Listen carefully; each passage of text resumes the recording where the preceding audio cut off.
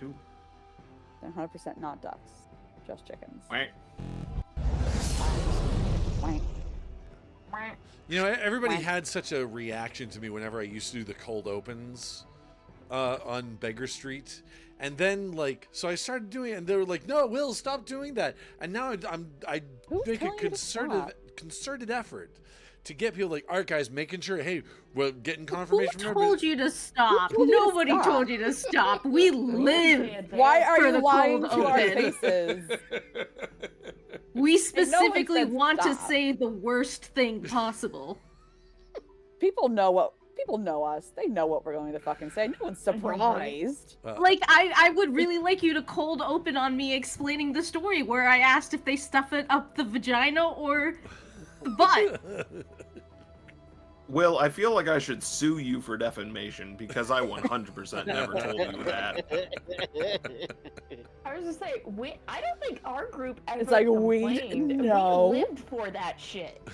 Like, all right, what is the weirdest fucking cold open? A week and a half. It's like, yes, I get it. We're going to be on air. Let's finish this conversation because it's already so whack. It needs to end properly. It's like, no. We have to have a conclusion to this one very oddly specific sentence because it is so nichely, stupidly weird. It will never come up again. That's what you should have said to the.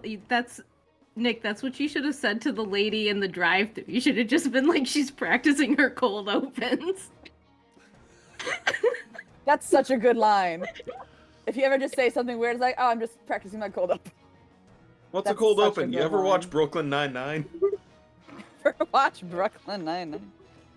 Golly. I hope y'all weren't waiting for a TTRPG tonight, gang. This is the show. It's. Are you not entertained? I can just wind them up and let them go, and then that's it. It's and I get the Twitch ad revenue, you know. It's like a nature documentary, you know. Like, Here you see six idiots. Did Jane Goodall pay the habitat. apes? See the TTRPG nerd in their natural environment. The Discord channel. Excuse me. I have enough hair to be an ape. I don't want to hear that. You've seen mine. Wow, I'm pretty sure what it an has been interesting well comment that established that I am a that I black could cat. make right now. It's been 5 minutes and I'm already sad. Yeah, 100%. Anyway, hello everybody. Welcome to Wolves in Sheep's Clothing, our Armour Astir Advent aria. Just another bunch of chaos gremlins on the internet playing RPGs. Yes. How come I couldn't come up with that tagline like 6 months ago?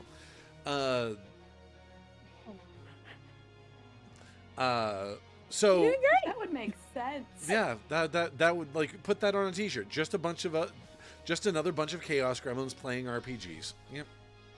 I'll cross stitch that. I'll get that copyrighted, so you have to pay me to use it.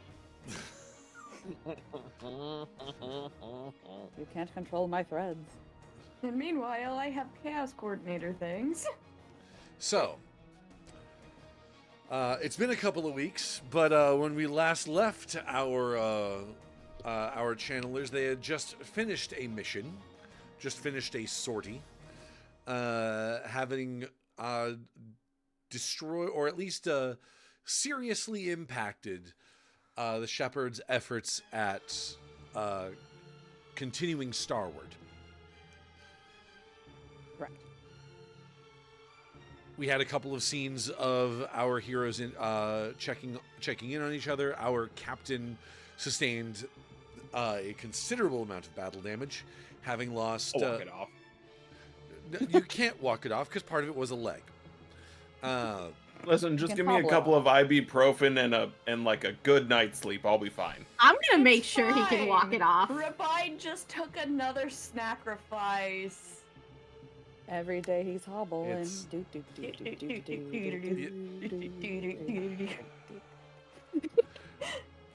It's okay, guys. That only cost him an arm and a leg, all right? Well, I think it was an eye and a leg. Arm and a leg. Oh, an eye Half and a off leg. just a Sorry. leg. Sorry. Will. Will, come back. Okay, okay, I promise I'll try to course correct. How hard I try is completely arbitrary, but I'll try. But while everyone else was working on their upgrading their Asters or healing up in the infirmary, Lakis decided to hop in Rabine and take off. Yep. For what reason? Oh, You all, so Angst. all of you hear, the rebel spirit. you all hear the klaxons going off of an Astir launch, signifying an Astir launching. And Lakis has taken off.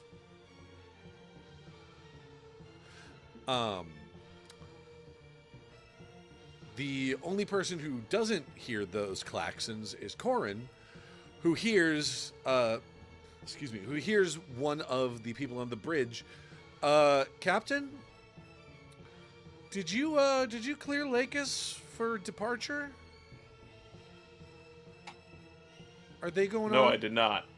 Or do they have a mission that they're heading out on? Corin's going to walk right up to, roll up right up to their captain's chair and press the comms button. Lakis, why are you launching?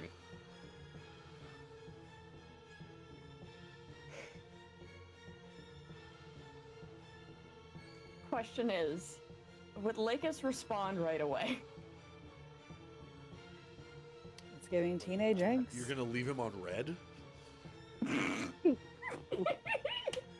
Leaving him a missed call. We're sorry, you're called to not go through. New Astir, who dis? New pilot, who dis? Or is it in this case new leg, who dis? New like, who are you?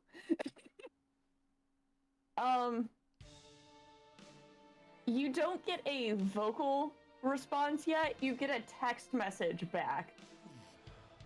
Are you Need time to texting cool while off. flying? Texting and flying? Oh God. Flying safety is not a joke, Lakis. You know, I don't know why I was worried about my own focus tonight when I play with you guys. Whatever could you mean? I'm totally focused. This is totally in line with what Which is actually kind we of were scary. supposed to be doing. I'm responding. Only we can prevent forest fires.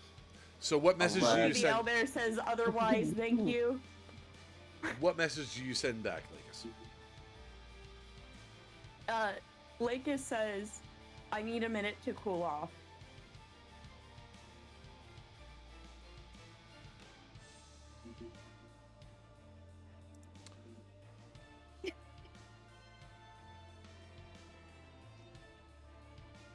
Corin's hand is hovering above the communications button, about to tell them to get the fuck back on board. But before they do that, they go, sorry, I'm still...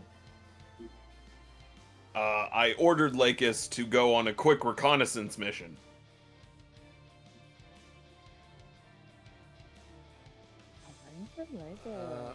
Okay. Was the launch order not sent to you? I'll make sure that the proper reprimands are placed. Okay. Yeah. No. I guess it didn't get up to me.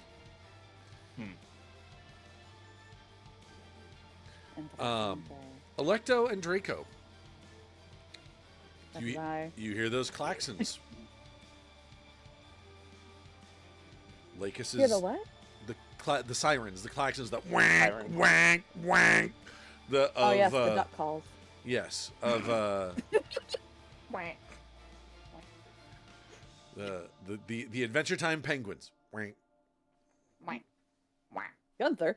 So would this be after I've already upgraded Alexander? Yes. Yep. Okay. Okay. 'Cause I was about to say, is this before or after to make sure I add that thing into? I think Draco, the second he hears it, and then hears that the captain was already trying to page him, he just goes, "Captain, do you want me to go and bring him back?" Emergency reconnaissance? Draco, hold off. We'll call it emergency reconnaissance. Hmm. Do He'll you have any just ideas nod on where she's and- going? Sorry.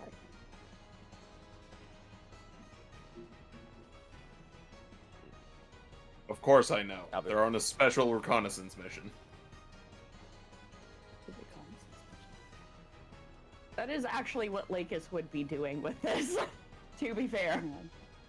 Yeah, Corn's just the one lying after he legit Just told straight you, up. I'm not allowed to lie. Right. Right. Just straight up. Deceit. So yeah, Draco will just stand by and continue. He'll grit his teeth for a minute and continue doing the modifications on Alexander. Okay.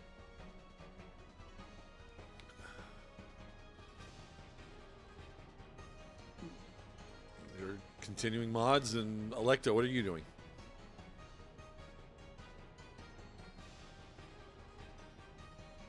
She's gonna kind of squint and then go like,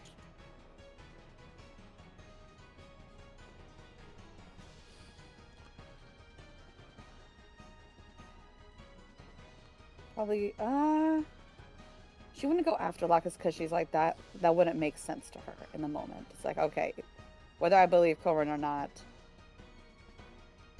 charging out with no information is not a good plan. That makes no sense. At least in her head. I'm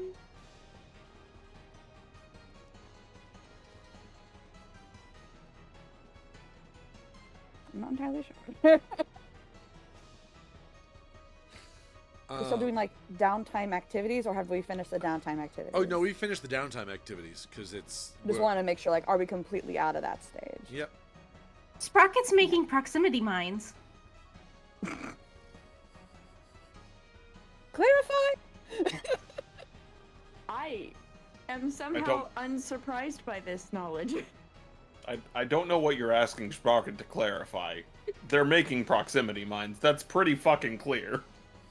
No, that part is clear. The part is, how clear of a proximity do we want? How close of a proximity do we want this within the carrier? Not gonna set them off yet. How many are you making? 1, 2, 3. That one's name is Billy. That one's name is Lewis. 6. Why is this Tiny Tina vibes but fuzzy? Tiny Tina, but make it a furry. So Tiny Tina. But Tiny Tina is a furry. Tiny Tina plus Daxter from Jack and Daxter. All around this cactus plant. So, you rolled a 6, you said, to make. No, I'm saying I have 6. Oh, do I get to roll? I'll jury rig. Oh, what? You have 6 of what? Proximity mines? 6 proximity mines. Oh, okay. If that's what it is. All right. Never mind then. No, you don't. Okay. You don't have to roll for that. Okay. All right. So if nobody's following Lakis, all right, Lakis, roll to lead a sortie, I guess. Alright, what is that plus? It's going to be plus to 5 because you're going in carelessly. Glorious. And you said you have advantage on it because of your move. Well, What action are you taking? What sortie are you going on? Where are the options? What page? That's Need a sortie.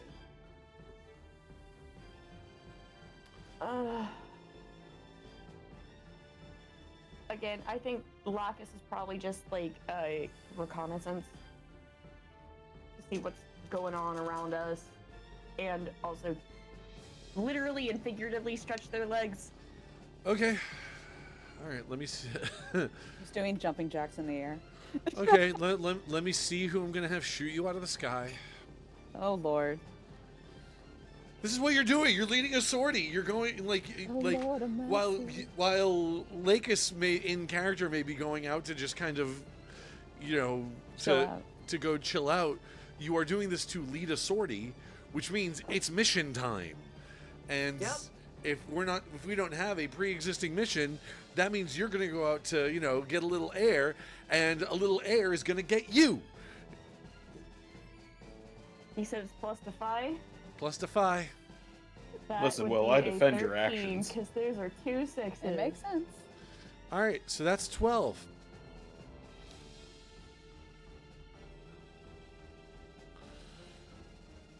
All right.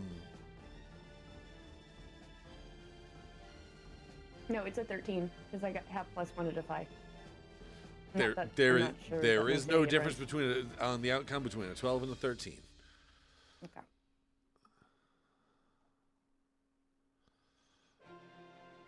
You got this. Doing the things.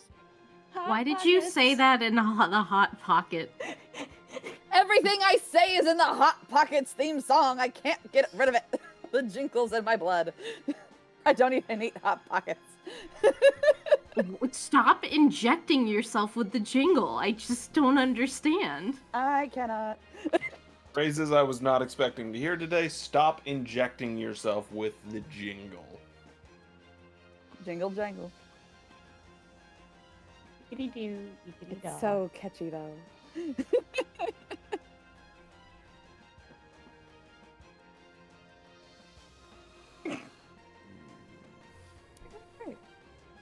So what does that get me, Will? Well, see, that's the thing. It's like, so. Hold on. So you were walking along, chewing on your bubble gum, playing with your yo-yo, and along came Herman the worm. Okay, all right. You know what? There's an example in here so. All right, I'm just going to read from the book. Okay. Page 31. When you lead the group into battle, get in the robot when you're not supposed to, or otherwise take action that would move the game from downtime to a sortie, you're leading a sortie. When you lead, roll whatever. On a 10 plus, you make it to the action unscathed. On a 7 to 9, the crew stumbles, misses something important, or is unprepared for what they meet. While most moves have certain triggers that can be used anywhere, whenever you want, lead a sortie is a little different. At the beginning of every sortie, when everyone leaps into action, whatever that action may be, which for most of you is nothing, and the players should figure out which trait is appropriate and have someone roll for the move. Lead a sortie establishes on what footing the crew finds itself once they get to their first obstacle. You should always have someone roll to. This is director's notes. You should always have someone roll to lead a sortie once the action starts, but if you forget, it's okay to do it retroactively and carry the results forward as you continue playing. When rolling with plus crew, it doesn't matter who makes the roll, since those attributes don't belong to any one player. When rolling no or defy, however, the roll should be made by whoever's trait is being used. If you're all going along with the plan thought up by the player with a -2 no, you don't have to have the +3 no player make the roll on their behalf. That doesn't make any sense. There being a plan doesn't prevent someone from rolling plus defy if they want to rush off and ignore it. And there is a specific example of lead a sortie in here that deals with don't follow me, because it's in bold. I haven't read the whole thing yet, but as an example, the crew of the Ouroboros has drawn up a plan to assault a prison ran by their campaign's authority, the Zonel Empire. However, Demir, the crew's imposter, hot-headedly rushes into action before so everyone else can benefit from their "Don't Follow Me" move. So they roll to lead a sortie with that sounds +5. familiar. It's a 7 to 9, so I decide the crew missed something important. They missed Demir leaving. They'll have to catch up, and Demir will be alone when they can. So we did not have a plan to go on. I have an idea, Right. Okay. if you will. Yeah. You introduced last episode a bad guy who is coming for us. Yep. Jax's. What if the situation that Locus finds themselves in is they manage to intercept Sure. this bad guy and Okay. like manage, because they rolled a 13, they manage to get a peek at what's coming without them knowing, Get spotted. unless they Spot them before getting spotted. spot that, do some reconnaissance and come back and basically Hide in the prepare us clouds. for another sortie. Hide in the clouds. I mean, Robin is a blue color, specifically to blend in with the sky. It would be so much better if there was a string of ducks on your neck, just fluttering. This Every is a good well-known sky fact. has ducks. Only the best skies. Why do I feel like I'm at some done. point Locus is gonna come back to their Astir, and there's just gonna be a lay of rubber duckies? Oh no, check They're on like- the underside of Rubine. There's a duck painted there The booty? It's right on the ass. booty. I was gonna It's say, in like, the- did you tramp stamp? Where an Rubine I with a tramp duck? stamped Rubine with a mallard duck tramp stamp. Will it be called the Mighty Duck? Yes. Tramp stamp Rubine with the duck. That's not what I was expecting. That wasn't on my bingo card, but who am I? Very little of what I do is on anyone's bingo card. That's the only thing that you can count on the bingo card. Zoop's gonna zap. Zoop chaos count. Ding. Zoop will zig when you think that they're gonna zag, and it's gonna be great. Oh, by the way, bingo. Dang it! You always get bingo first. Gee, I wonder why. Precisely. Okay.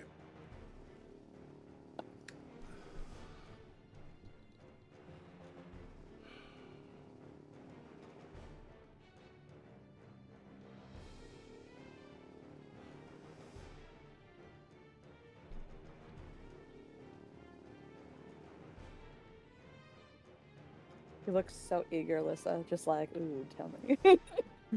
What did I find out? Ooh, what are my actions are at? Okay, so this may involve a little bit of puppet stringing of what Lakis does. Okay. So Okay. just because basically for you to go anywhere else, it doesn't make sense for you to have noticed it before the beetle bug does. Beetle bug. You fly straight up. As soon as you get out of the beetle bug, you fly straight up. Just try to get as high as you can without before you leave the atmosphere. You can see the curvature of the planet. And when Very teenage mech angst coded. I'm here for it. Yep. And once you get your head together, you fly back down towards the beetle bug. And as you do,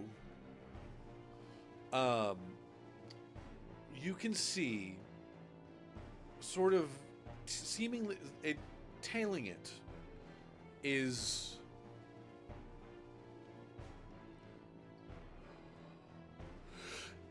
excuse me. Tailing it is a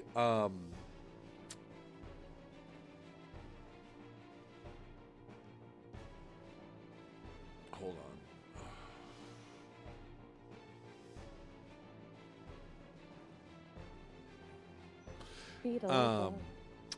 Another one of those carriers Ooh, that originally came for backup.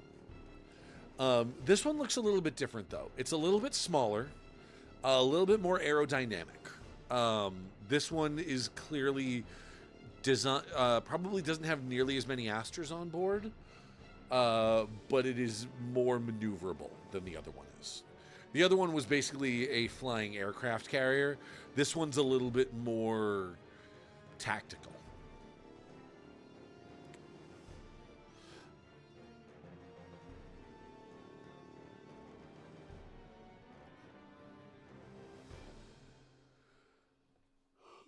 Excuse me. And on top of it,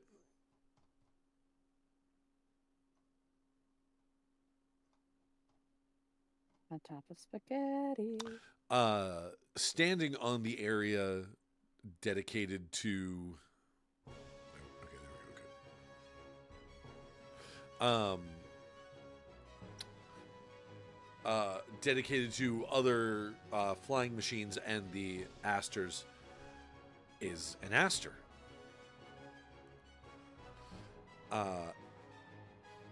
Green armor, reminiscent of green plates, reminiscent of humanoid and armor.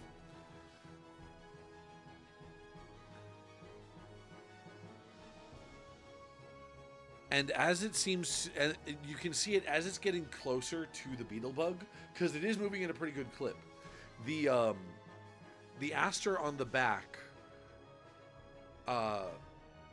holds out its hand, and these jagged tendrils of liquid metal start coursing around it and condensing down on one hand as it sort of extends out, and then immediately sharpens into a sword. While on the other side, while that same kind of, jagged strands of liquid metal comes coursing down the other arm and builds up into a shield.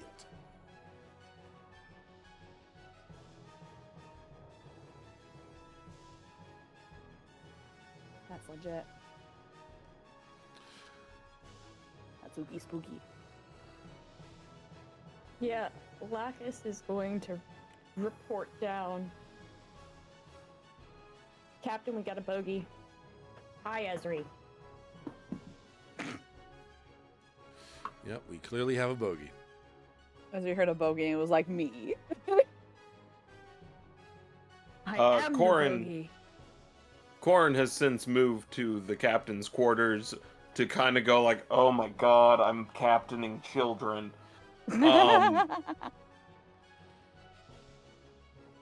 But upon hearing Lacus, he'll pop up to pay attention a little bit more, and then hear we got a bogey, and he's just gonna go like,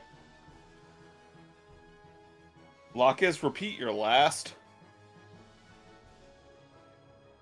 Lacus is going to give geopositional information via encrypted text.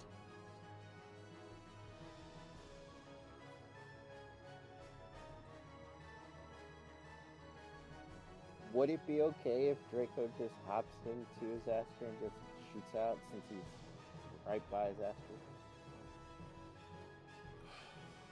Well, right now I think Cohran's the only one who's getting this info. Yeah, the only one. Yeah, Yeah, this is to Captain. The captain's going to captain's quarters door flies open. Cohran rolls out. Let's go, helmsman. What do we have behind us? behind us. What do we have behind us? Nothing. Oh, wait a minute. Something's just coming in into radar range now. Yeah, that's something closing pretty fast. We're keeping it ahead of it halfway decently, but definitely not going to be able to outrun that thing. Draco, Electo, I want you both in your Asters. Launch immediately. Don't tell me twice, as he jumps in and just automatically jets out. Just said the magic word. Let's go. Glaucus, get your ass back to the beetle bug ASAP. Beetle bugs. Locus is already on the way back after reporting. Okay. Oh. You're flying Running. flying towards the beetle bug.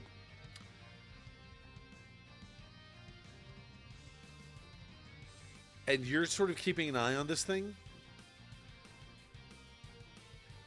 And it notices you. The armored head looks up towards you. So the blasts of jet engines from its feet take fire, and it's rocketing towards you in the sky. Shield out first, sword up behind it. Cape billowing in the wind. Of course it has a fucking cape. course it Alright, does. we're gonna go all Edna mode on this. The bitch. drama. Okay. It's the villain. They have to have a cape. Cohran had a cape. That is correct. Oh. Yeah, that's a thing that happens. I love it. Back when I had a cape. Okay. Are you going to engage it, or are you going to try to just roll with the punches? What are you doing? I think, Locus is... How high up am I compared to it? It's still got a few thousand feet left to go. Can I do a gravity assist attack with my sword?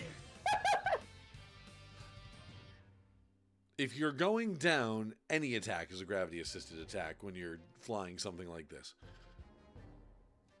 Gravity assists Yes. most attacks, if you think about it. Yeah. I would like to attack... Actually, no. Right now I'm going to use my pistol as I'm going down. Okay. All right. That Roll. is plus clash. Yes. Yeah, exchange blows, so yeah, plus clash.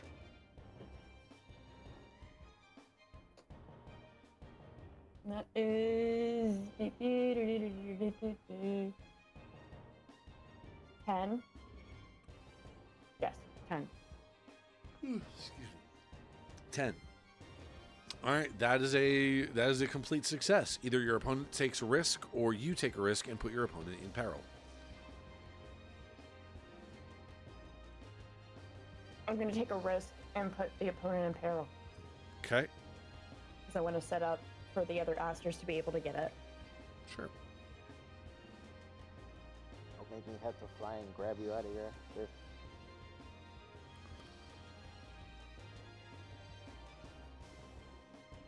We'll be fine. Swear to God, if Rabine dies. All right, who else? Who has The something they'd like priorities. to do? The priorities, definitely. Would I have time to activate my invisibility cloak? Yeah. As I'm getting Of out? course. Okay. Yes. So what I was thinking was I activate the cloak, instantly shoot out, and how close proximity is it to the hangar bay? Or Is what to you the said it hangar was bay? 20. The other Astra that's coming towards the ship. Oh. Here's the beetle bug. Here is the shepherd's ship. They're fighting somewhere up here. Okay. then he's gonna go. Since he probably wouldn't see it upwards since it's going out straight. So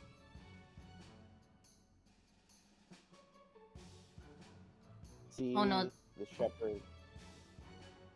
See the shepherd ship and keep an eye out, but have the sniper that he got before armed and ready to shoot any other Asters that may come out. Or was that the only Aster that was in the shepherds? I'm sorry. You're just gonna try to get a bead on him with your sniper rifle? Yes. Okay. Yeah, you can do that. That is that doesn't take much. Is that to like dispel uncertainties or try to discover what's going on, or is it just a train? Is that your whole? Is that going to be your whole action, or? Yeah, because isn't it activating the thing, one whole thing anyway? For the sniper rifle? No, it's a subsystems. No, that's Chameleon Cloak. Because I thought the last time I did it, it was that plus my movement, which what we did last time.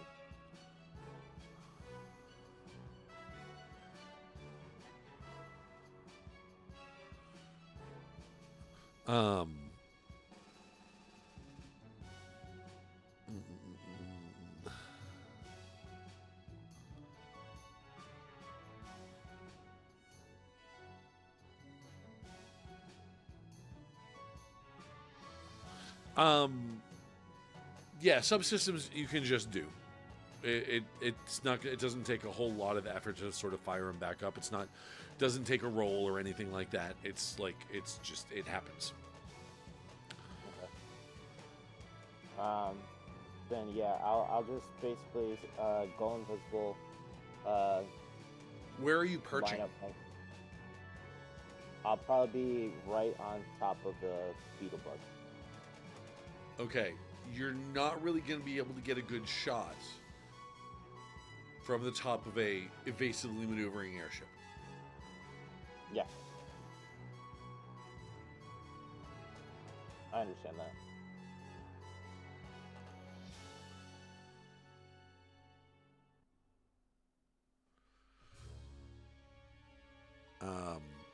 Okay. All right. Well, yeah. Then that's your action, I guess. Electo, what about you? What are you doing? Electo rushes to her Astir, and I didn't do this at the beginning of the last sortie because I forgot about it. But now that I'm paying attention, it goes before every sortie. You prepare a complex of rituals to bolster your magical potential. Okay. When someone leads a sortie, describe to your director 3 magical rituals you prepare. Choose an effect for each from below.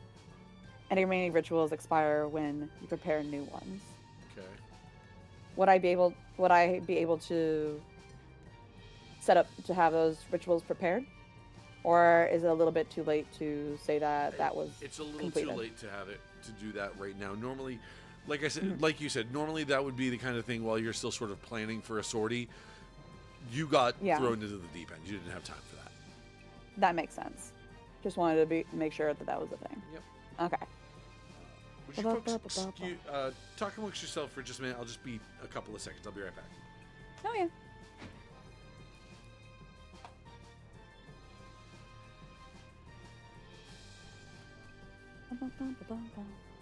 Raucous. Just be like fuck. Okie dokie. So what happened with Locus? I was trying to read something, so I didn't quite catch what Locus was doing.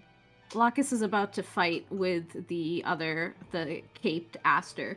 Okay, so you guys are like flying head to head. There's a section called Situations and Edge Cases.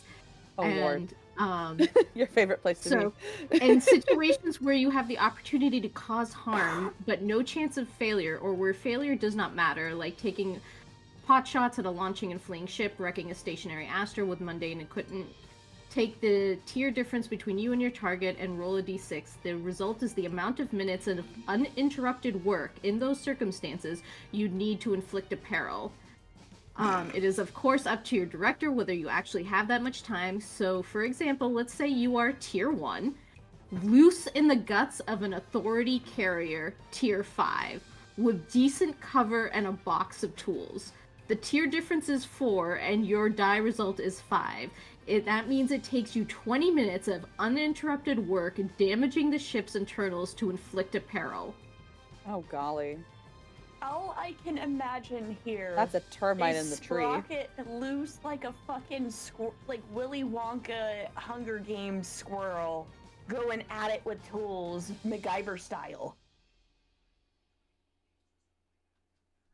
Either way, doing damage in this way is never going to be subtle. The price of inflicting harm without rolling in this way and exposing yourself to the potential failure is that it is always noticeable. It's loud, obvious, and noisy.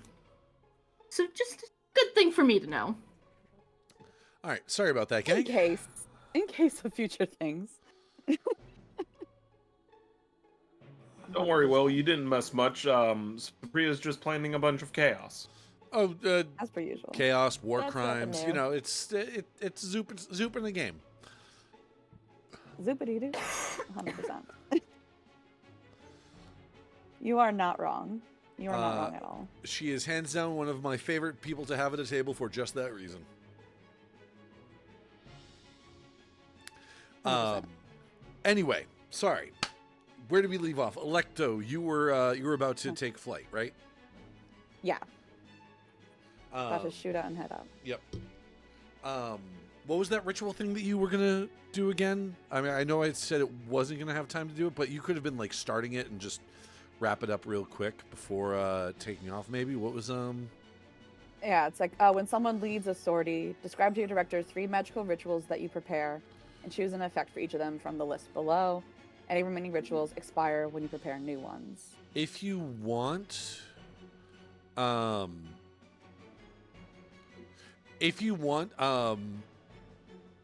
know what, I'll allow it because that is the move that every Arcanist gets. So, Okay. and to rob you of that feels unfair at this particular juncture.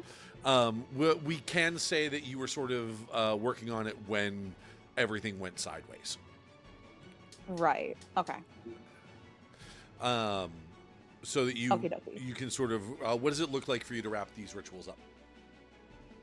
I imagine that she was in her Astir already, and she was like on her hands and knees on the floor with chalk, scrawling out the sigils, preparing for like, okay, next flight, this is what I've got going on. Just like resetting up to head back out.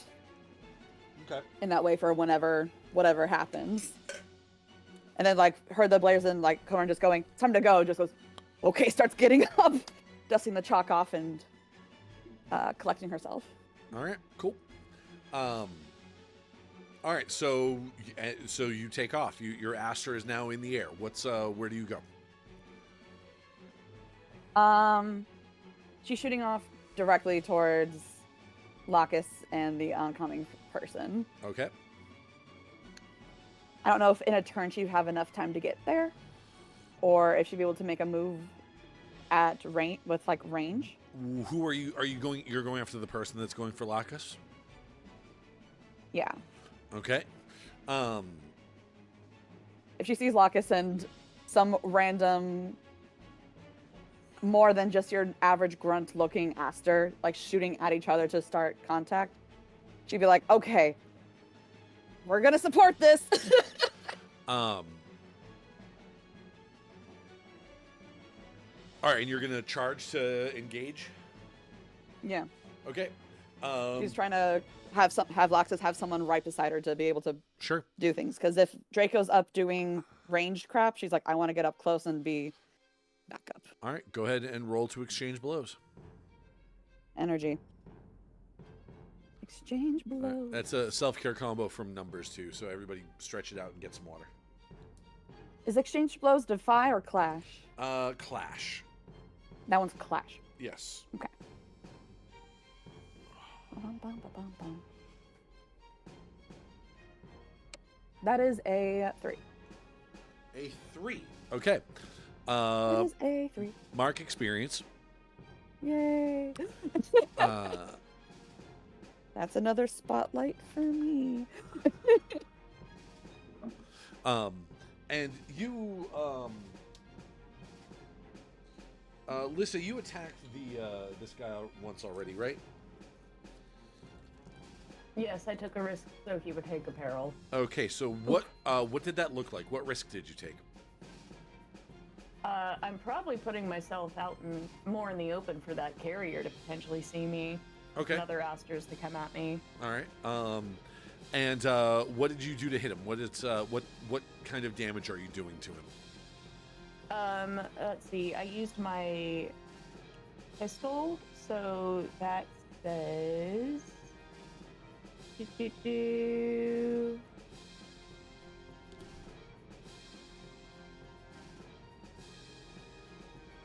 Simple mechanism that fires short blasts of magical energy.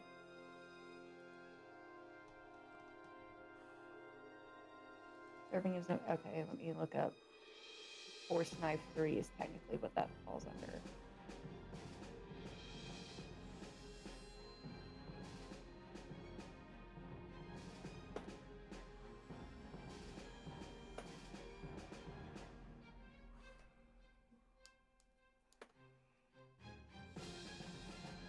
It's melee, bane, intimate.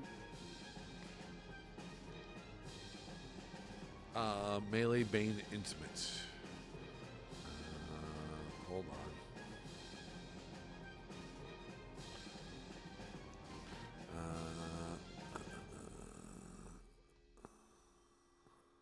So melee, that means it's melee. You can only do it in range, or you can't do it at range. Bane and intimate, you said. Bane, you suffer no penalty against opponents 1 tier above you when attacking with Bane, which that doesn't affect anything right now because this is also a tier 3 Astir, just like you. And intimate requires you to get up close and personal, making it hard to use against anyone wielding something with better reach or anyone just trying to keep their distance. Okay. So yeah. And this is with your pistol, you said? Yeah.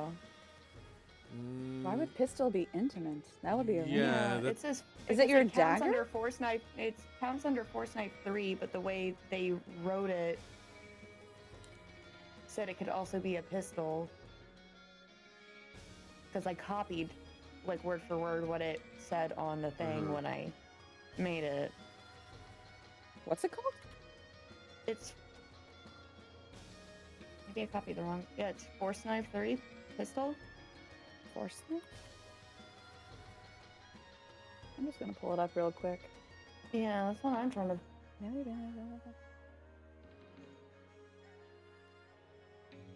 I don't see anything about it saying that it was a pistol. It goes force knife, which is level 3, melee, bane, intimate.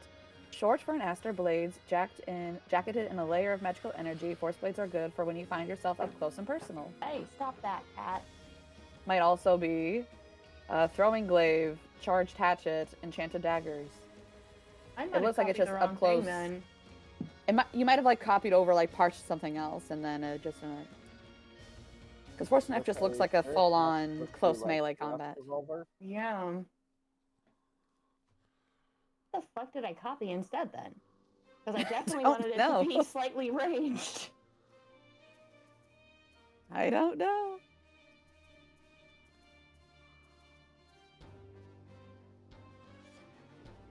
Okay, we'll use my fucking sword instead then, while we figure Okay. out what the fuck that. All right, The so Force Blade 3. I don't know what you chose. So melee, bane, drain. okay. So you extend the blade The more you learn. and plunge it into the like the side of this charging Astir. and it is and you can see, and when you pull the blade out, you can see where the hole is start to like seal itself up with that liquid metal. Oh my gosh, it was the Force Repeater 3 that I accidentally... That's what it was. Glad you figured it out. Um, But it heals. well, Yes. it, Oh, no. it patches. It may not heal.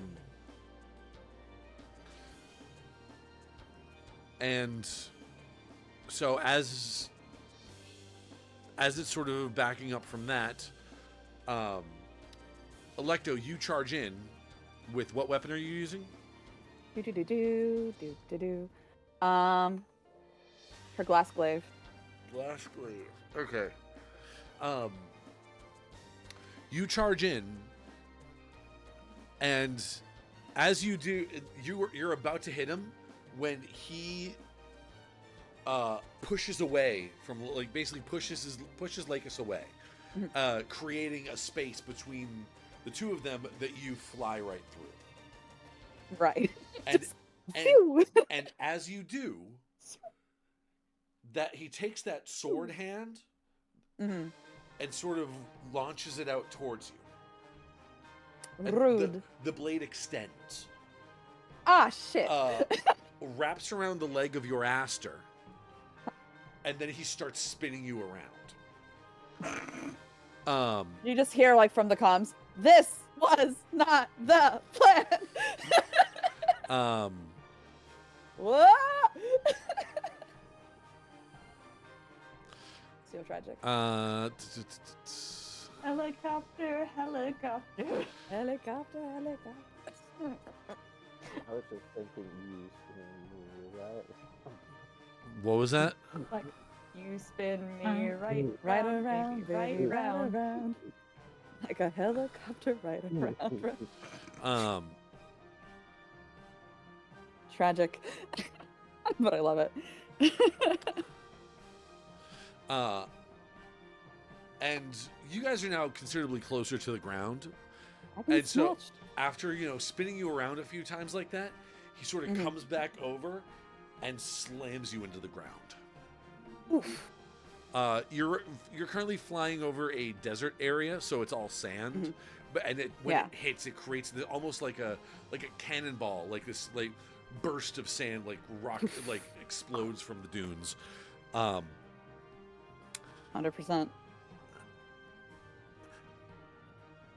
Why do I have I'm the going to- feeling that Electo's gonna go very Anakin here? I'm going to give you a I risk. don't have the high ground. I'm going to give you a risk. Oh, risk. Okay. And That makes sense. this risk in particular, actually, no. You know what? This is going to be a peril. Apparel. Yes, Ooh. because while you're sort of trying to get your Astir up and like sort of shake some of the sand off, you hear over your communicator, "I was planning on using your friend for bait, but you decided to meet me out here anyway."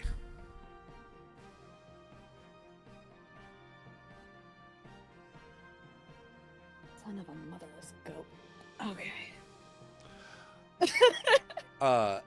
And Damn. on your comm screen from the cockpit of this other Astir, which I'm tired of describing it as this other Astir. What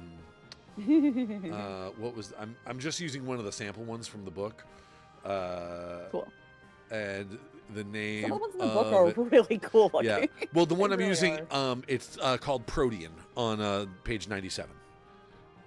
Protean? Protean.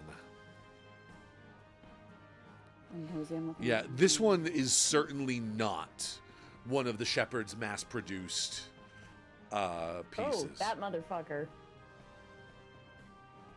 97. I am way too far south.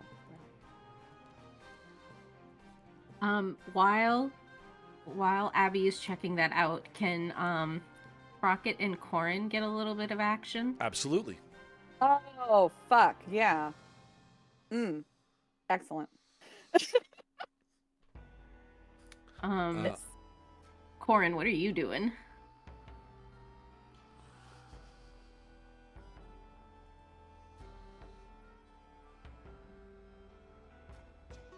Helmsman, hard to port.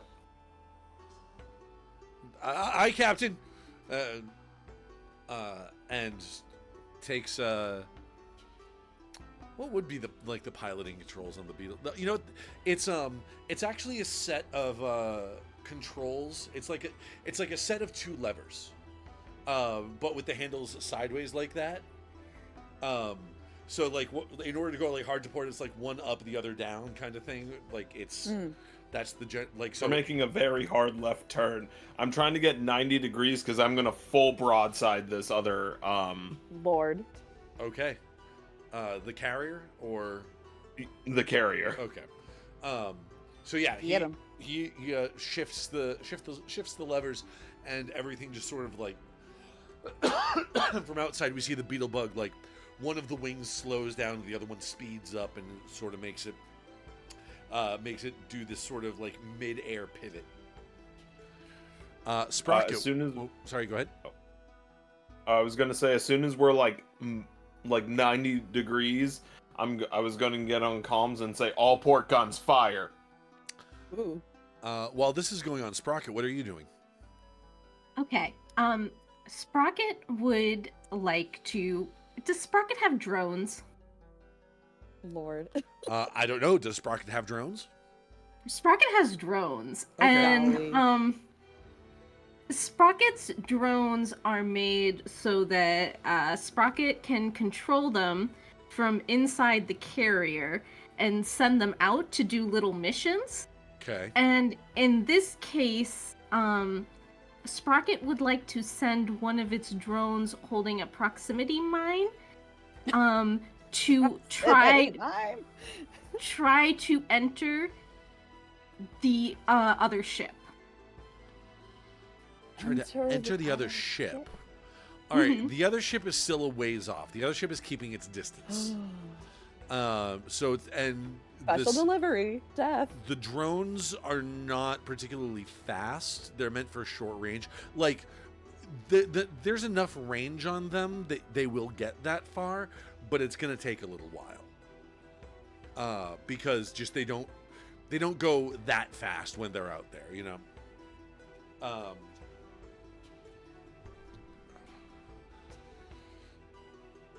All right. Sorry. I think the thing about the drones is that they are small enough, like they're looking for asters. They're looking for big things. Sure. They're not looking for something the size of a seagull. Yeah, of course. No, I know. Guys, I want to point out that these drones exist in real life, and they are one of the most terrifying modern day weapons we have. Oh yeah. If you sit down and think about it, pretty awful. Cohran. It can't be the size of a seagull. It has to be the size of a duck.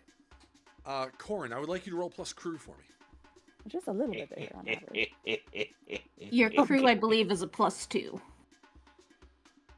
Wasn't it +3? Yeah, I'm about to say it's 3 from the last time. I wrote it down.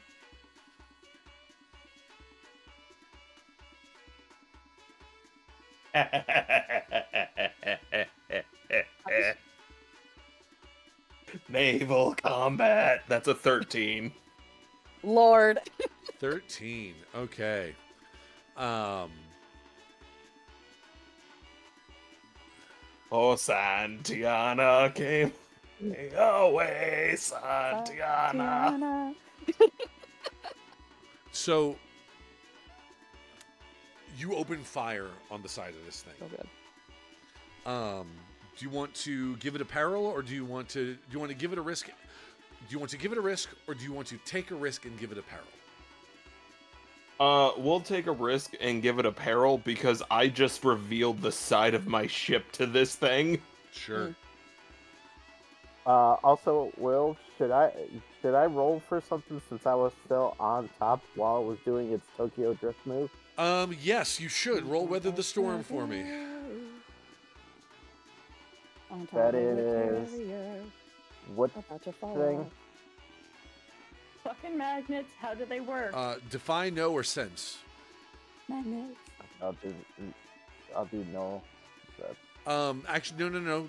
Well, it's quick thinking, so yeah, it'll be plus no. No. No, that'd be a Think so? 10. A 10. Okay. You managed to make it to safety. You're fine. Oh, just instantly just like shoot upward. You can do whatever you want to do. Like this. Okay. This game is not D&D. You can describe whatever action you want to do. In fact, most Powered by the Apocalypse games, it's just you say what you want to do. First and foremost. Yeah. And then when we get to a point where it's like, oh, that sounds like a move, I'll say, all right, roll this for me. It's... Yeah, my brain lagged for a second before I realized. I was like, wait a minute, I'm on top of the ship while Right. this is doing its move. So So I was like, I may need to do something. In Powered by the Apocalypse games, you don't lead with your move, you lead with the story. Does that make sense? Yeah. It's not saying like, oh, I have this move here. I'm going to do this move. Like you can say like, I have this move. Can I use this here? Kind of thing. Or it can be like, oh, wait, don't you have this move? This would be a good time for that. Kind of thing. Just say, I want to do the... Oh, wow. Abby's house is You falling okay, apart. Abby? So that's...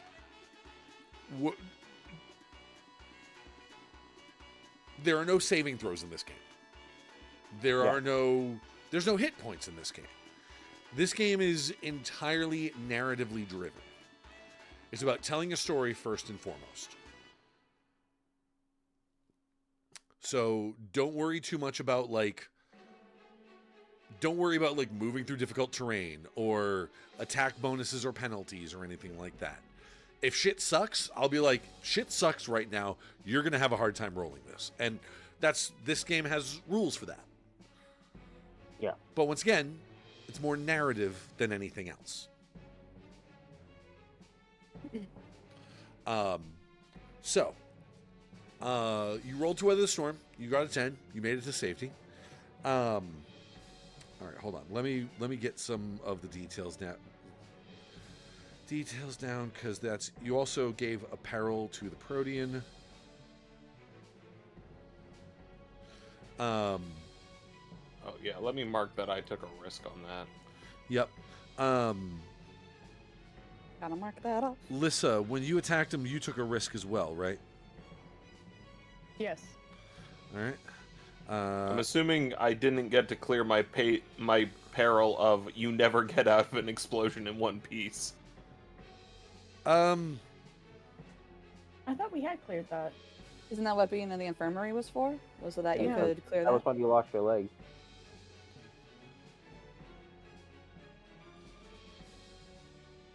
I think you say that was Hold also on, how let me- you messed up your eye.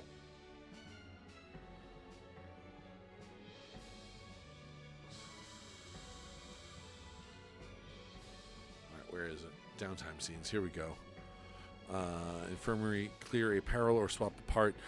Yeah, you had a couple of scenes in the infirmary. You should have been able to clear apparel. So even if it's not, I mean, obviously you are still missing the body part, but it is not negatively impacting you right now. The carrier is my body. Oh my gosh. Part of the ship, part of the crew, part of the ship, part of the crew. Shit. Forgot about that line. I like the Pirates of the Caribbean. So, They're fun. Cohran, you open fire on this carrier, and you manage to take out the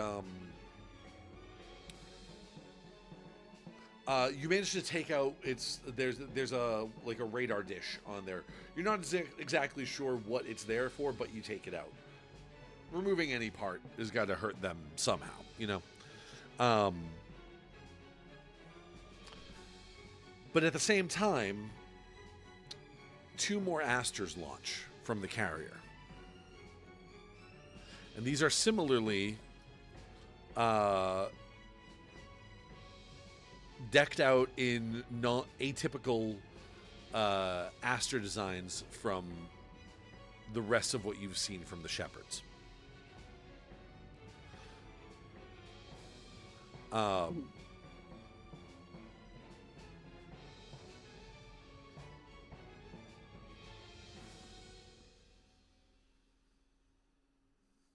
The two that launch, like I said, we'll just keep using example ones from the book.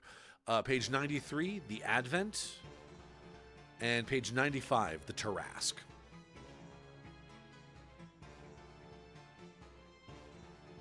The Tarrasque. Yes, the Tarrasque.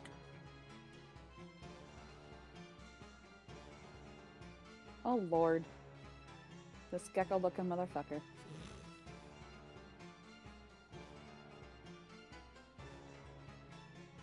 Golly gee. Those two Asters launch from the carrier. Ooh. All right. Who's up next?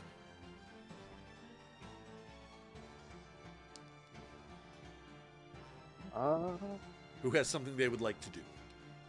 My drones are still flying.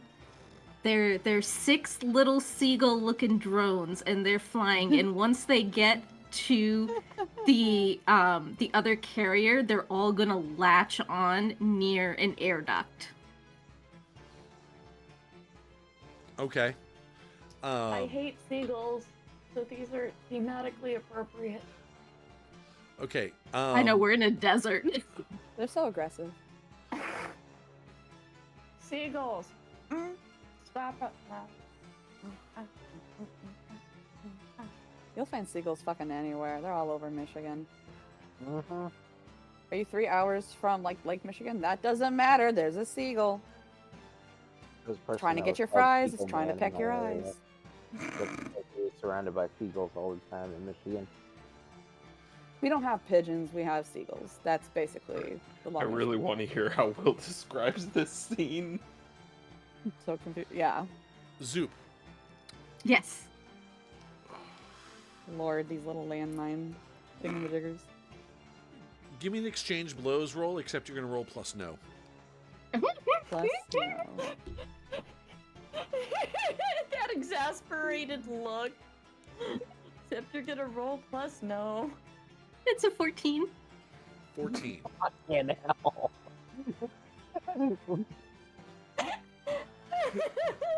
Zoop is so proud of themselves. You know, guys, this game is a lot more interesting if you roll low. You know that, right?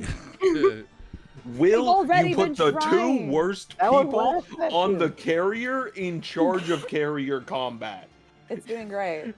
Y'all are doing so good. It's 14. Okay, Can I explain to you what exactly I want to happen? sure. Okay. So I want these 6 drones to perch onto the side of the carrier. Now they're gonna go into the air duct one by one. So all going in at a time. And it is going to creep in through the air duct onto like one of the walking paths that are in the carrier. And it's going to creep around until somebody sees it and starts chasing it, at which point it is going to start running away, dropping a proximity bomb as it runs, so that as the person chases it, they go boom. Lord, So basically, you're sicking a mine turtle on they them. go. Yes. Okay. Wee, wee, wee, wee, wee, wee, wee. Exactly. What I hear is Zoop cast blue shell. All I want is for this carrier to try and run. Golly gee All right. willikers. So Zoop, you rolled a 14. Do you want to take a risk and give them a peril, or do you want to just give them a risk? Oh, no, I want to take a risk, and I would like my risk to be unfortunately known to the shepherds now. Okay.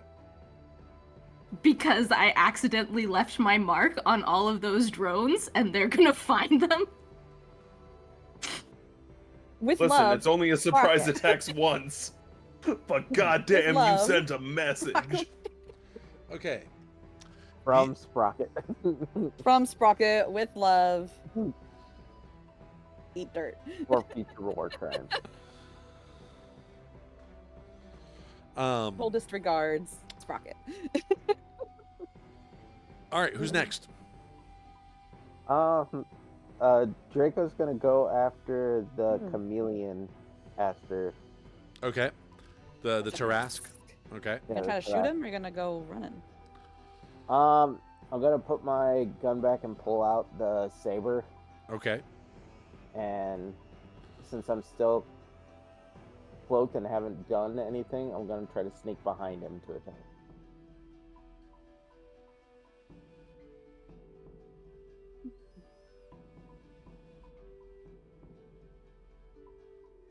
And that's clash, right?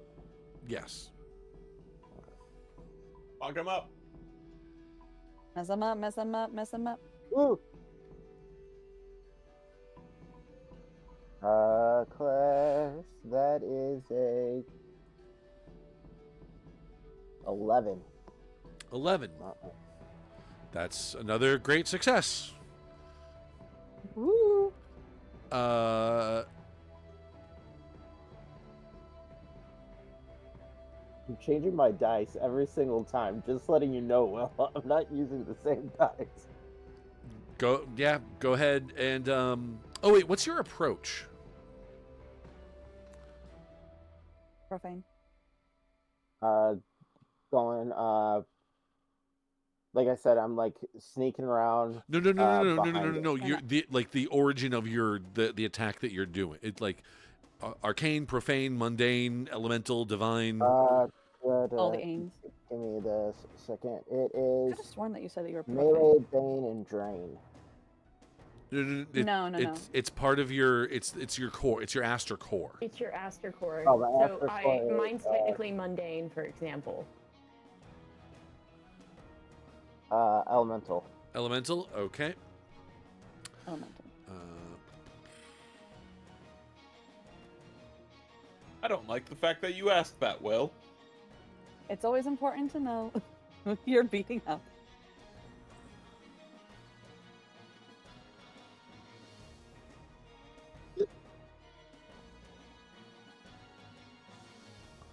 Oh, that's actually a considerable penalty.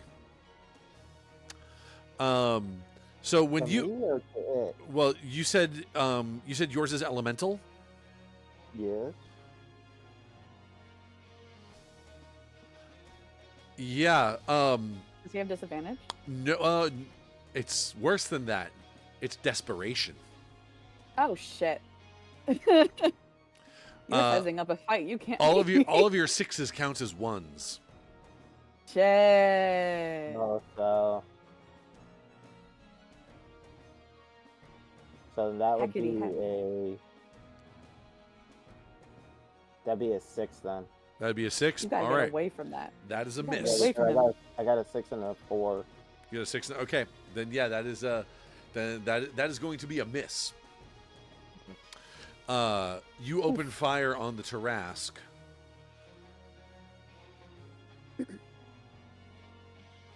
And oh my god, where like there it is. Well, you got your bad roll, Will. Yep. Ooh, excuse me. Draco, you gotta get out of there. Yeah, I'm working And this out. is why I'm so glad I decided to take the chromatic focus. Guys, I just love this because it's the Astirs. Oh my god, this is so tough! Inside the carrier. I'm spinning Run. like a ballerina. No, it's the Astirs. We have a problem inside the carrier. We are the problem.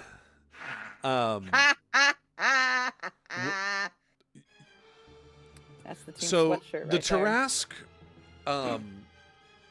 so you actually take a couple of shots at the Tarrasque. Yeah. it is deceptively quick for its size. It manages to sort of swerve in and around between your gunfire, and because you keep shooting at it, it can see exactly where you are, and your cloaking is sort of fading away as you're attacking. And it is going to come in and hit you with its claws. Oof. And his claws have the ruin tag, which remind you, as per Bane, but 2 tiers higher. Okay. 2 tiers higher. That's an interesting tag for that to have. That means it can start tearing apart the Tarrasque, or it can start tearing apart the Beetlebug. Hey, Will, Keep that Yeah? shit away. if this man touches my ship, I am going to make sure he regrets me not killing him. He's already touching it because he had to charge Draco to get to him, and Draco was perched on top of the Beetlebug. No, I'm not. You weren't? I thought you were on top of the No, Beetlebug. that's why I asked when they were doing the sharp turn. That's why I got out of the way. Oh, I thought you were trying to balance on it while it was turning. No, I was getting off it while Oh, it was... okay.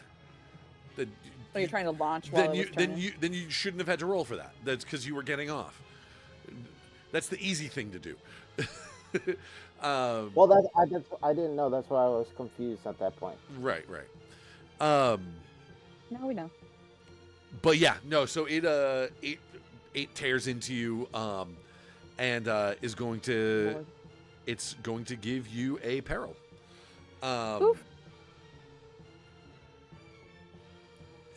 You've the chassis of Alexander's chassis has taken some serious damage.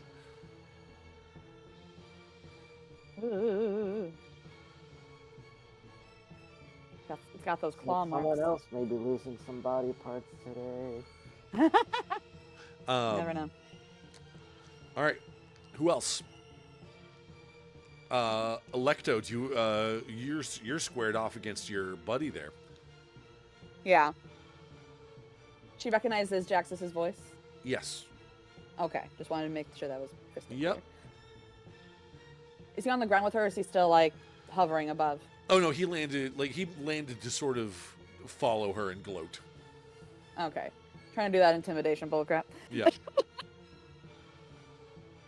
Okay. In that case, Electo's going to and grip the glass. For the the sake of description, we'll say that Jaxus is played by Jeremy Allen White. I don't know who that is. Carmi from The Bear. I don't know who that is. Jeremy Allen White. Okay. Now I see.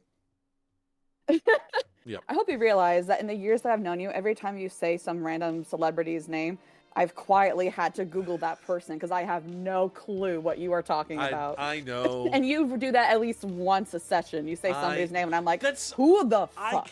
I can't draw to save my life, and I have a hard time like coming up with what people look like, using words to like describe what people look like. So you do celebrity stand-ins. It's easier for, and I'm an actor, you know. I'm You do so a good. movie guy, theater guy, so I know like, oh, you know what, we're gonna make this movie, and this is who's playing this character. So yeah, Jeremy Allen White is Jaxus. Love that. 100%. Let's see. Jaxus, it's been so long, your voice hasn't changed much. I thought your balls would have finally dropped. She's gonna try to stab him. All right. If that's so, given the She's fact gonna try that to you take are advantage both, of the pole arm's length and try to. with you attacking both physically and verbally, I will let you choose whether you want to attack with clash or talk. Oh. Let me see. Golly, I'm not good at either. I am no good at either. Well, don't forget you have your 3 rituals. Yes. That helps me like ignore disadvantage and stuff like that. But Well, no. It also lets you make a move with confidence, which turn all your that's true. ones into sixes. Also, I should ask, what is your approach? My approach is arcane. Arcane. Okay. So I'm strong against divine and Yes. weak against mundane. I think. Correct. If I remember that wheel in my head. Okay. Then yes. Bum bum bum bum bum bum bum bum. I'm going to use talk. Okay. And would I be able to use one of my ritual bits to Sure. project that? So it's very, very loud, obvious. Sure. Do you want to? With confidence. So How does confidence your ritual. So do you want to? What mechanical benefit is this ritual going to have?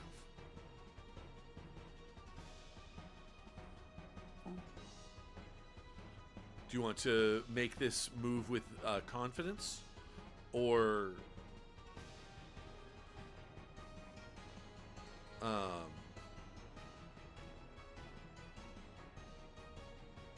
or do you want to change your approach? You can also, if you would like, you can also make a, I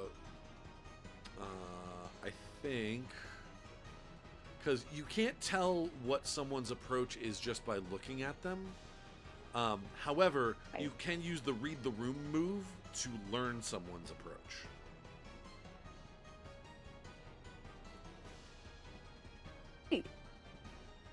You gave me a peril. I did, yes. Every Astir has a move, and my move is Looking Glass, New Perspective. When you are put in peril, you may read the room with confidence and advantage in response.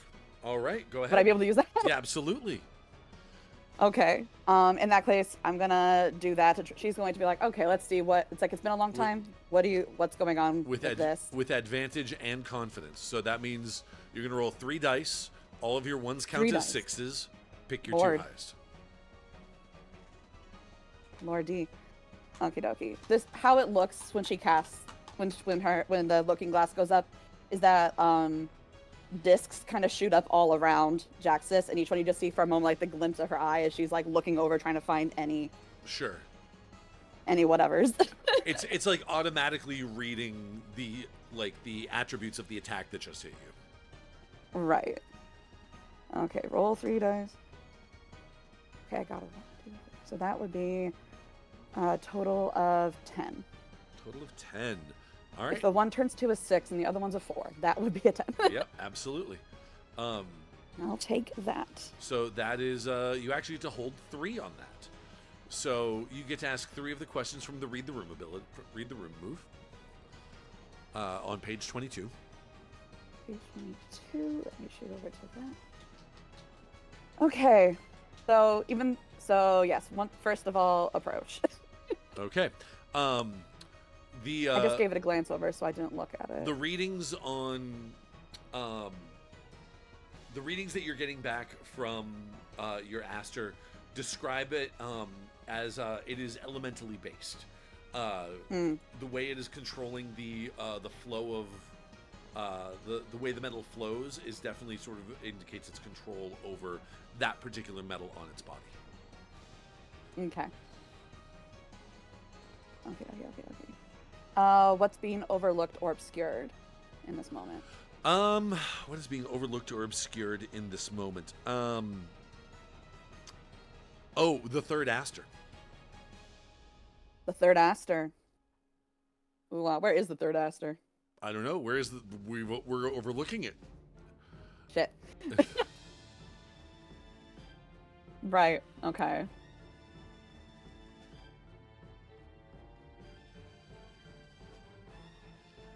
She's going to do a check on Jaxis. What does Jaxis feel? How does Jaxis really feel? He has opened a comm link with you, so right. She's like just listening to his voice, and then jabbing verbally and physically. It's like, okay, Yep. what are we actually dealing with? It's, It's been what, like 5-6 years. Who the fuck are you now? Yeah.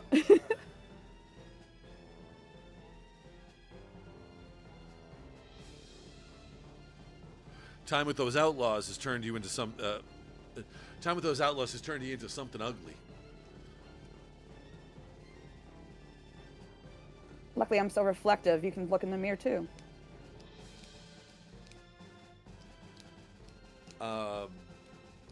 Yeah, he is here. Like, how's he feeling? He is feeling confident. He's feeling ready to Confident and aggressive. Screw some shit up. Yep. Mm-hmm. Yeah. So that's your 3. Yeah, you'll definitely. So the reason we did that was so that if you wanted to have use your ritual to change your approach. If he's Yes. elemental, you would want to use profane against him. 100%. 100%. I am going to change my approach to profane. Okay. We're getting into some dark magic, motherfucker. Yep. I'm gonna mark that so I remember that. What does that look like? What effect does that give to your Astir? Let's see. Does it change its appearance at all, or change colors or 100%. something? 100%. All the bright color, as she does the quick ritual from inside the Astir to change the approach of the crystal. The crystal core is going to, instead of being very, very bright like whites and pastel colors glowing on the inside, it's going to start taking darker hues of like wine, purple, and black and gray, and that's going to feed out into the rest of the Astir. So all the glass is going to be taking on darker, deeper colors. Sure. And I think glass spikes are going to kind of like grow out to look more aggressive and more twisted Okay. from like the soldering. All right. She looks more like shattered glass than her usual just stained glass Mhm. perspective. Okay. He called her ugly. She's ready to become so. All right, Lissa, what are you doing in the middle of all this? Okay, so I've got liquid metal fucker in front of me, or in No. Liquid metal fucker pushed you off, which Liquid metal fucker. created enough space for him to for Electo to fly through. Then liquid metal Now fucker there's- took that liquid metal sword, wrapped it around Electo's foot, and slammed her spun into the around ground. and yeah. So they are now on the ground, fighting. You're still in the sky, Okay. and there is a third Astir that has yet to be. I was gonna say, what can I do to try and see that third Astir?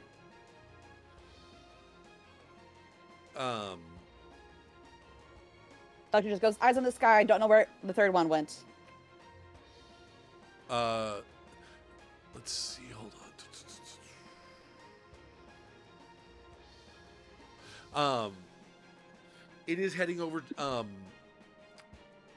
It's flying in to back up the Tarask. Ooh.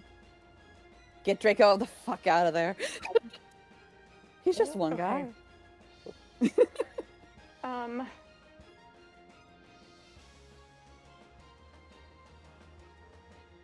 Would it be possible for me to weave magic to create a barrier between Draco and the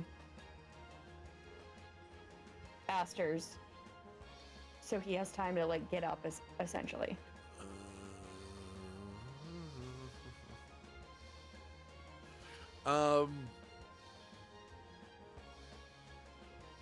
Magic channels through an Astir. Do.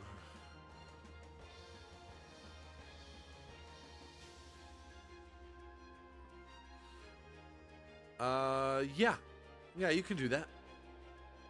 Okay. So yeah, I think I'm going to attempt to channel and weave magic And that is plus what? I just saw it. Channel. It's just plus channel. Yep. No other. Okay. And because I am the imposter, I get extra because of my danger. So that is a +2 to that. So that is a 10. That is a 5 and a 3 +2. Okay. Or +1. Yeah, you managed to channel the power the way you desired without ill effect. So what does it look like? It looks like essentially what Locus does is they shoot an electrical current out, and it turns the sand between Draco and them into like a glass wall. Ooh. Now alright. you're thinking with glass. The That doesn't mean anything. Like Normie. What the fuck? so the Advent collides with this wall and begins hacking at it with its sword. And then looks up to Electo's see never been so proud. looks up to see where it came from, seeing you. Had a feeling. Electo's never been so proud. Um, Use the glass to your advantage, Lacus. Corin and Sprocket, what are you guys doing on the ship while this is happening? You've got big glass and you cannot lie. So how has the other carrier responded to our attacks? It's Get launched 'em. 2 more Asters. Okay, it's going to realize not doing more was a mistake. Such confidence. Okay.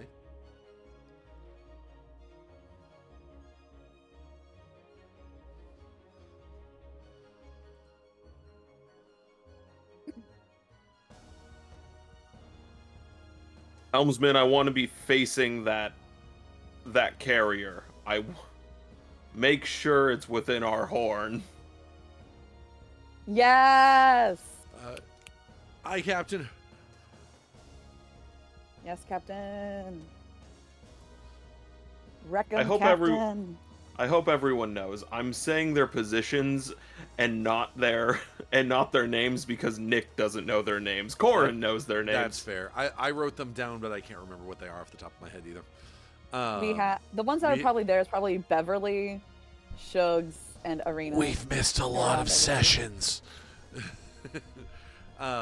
Beverly's the helmsman. The second thing Corin's going to do is say, "Comms, open a link with the carrier." Aye, Captain. You hail the carrier, and there's a video screen. It's not actually a video screen that's attached to anything. It's one that actually sort of like apparates, like against the wall, sort of floating just off of it. Yeah, that's cool as hell. It doesn't do color. It doesn't do full color. It does sort of like shades of blue and white to indicate to like light and shadow. But the screen appears and you are presented with the sort of the upper like from sort of collarbone up of a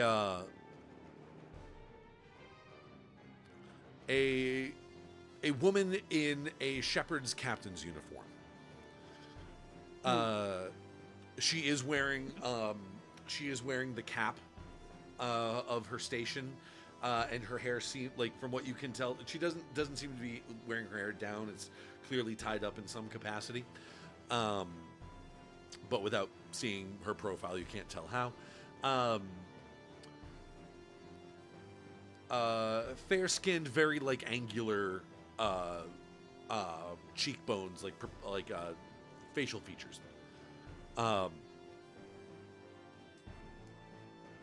This is Captain Solara of the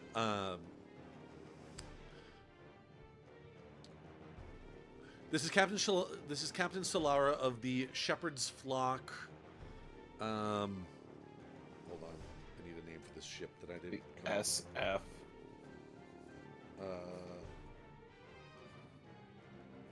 Of the Shepherd's Flock Trident.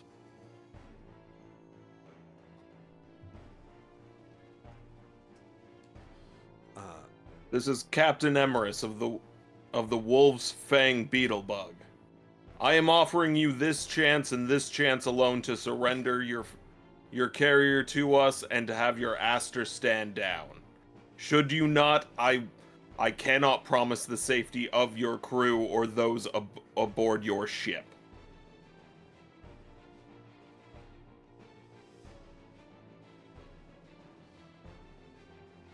Captain, this is a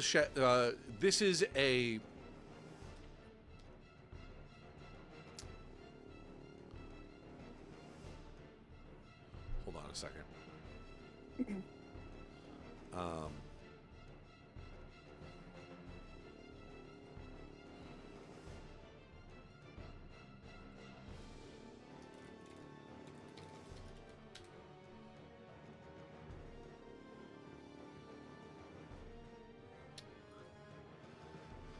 Captain, this is an Alpine class carrier. Anything that your, with all due respect, bug can do to us, we can easily get around. It is not the carrier you should be afraid of. It is who is on it.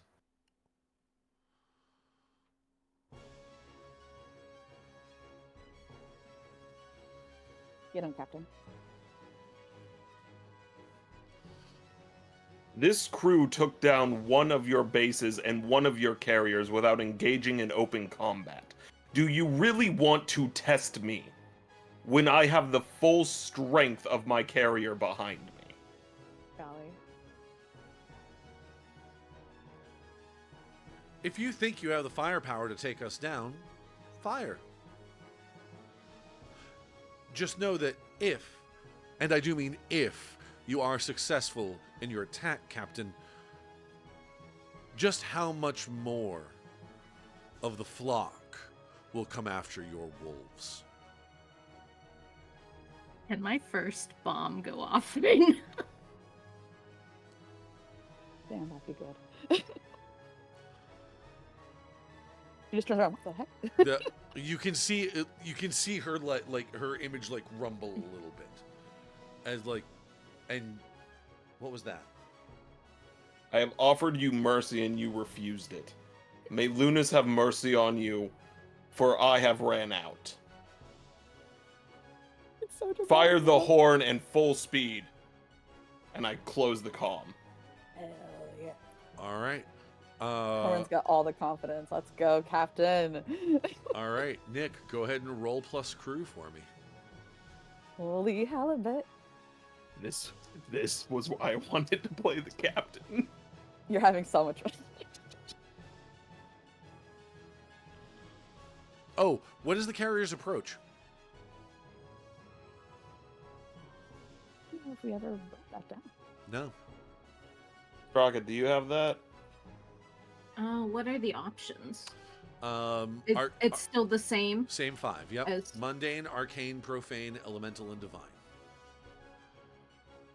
I mean, so the captain would be divine, but Would the ship itself also be? the rest of us, I think, are more mundane Mundane. Okay. than anything else. What do you think?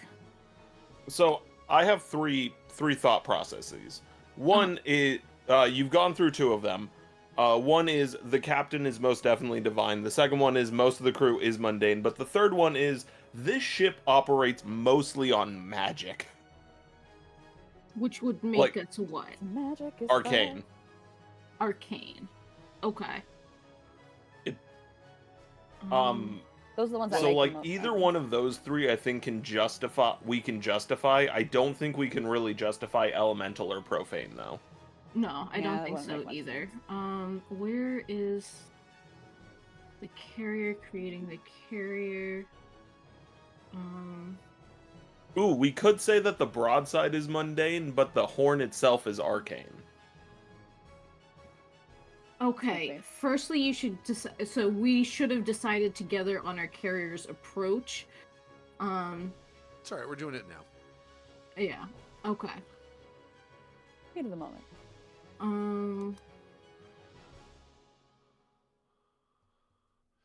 Yeah, I think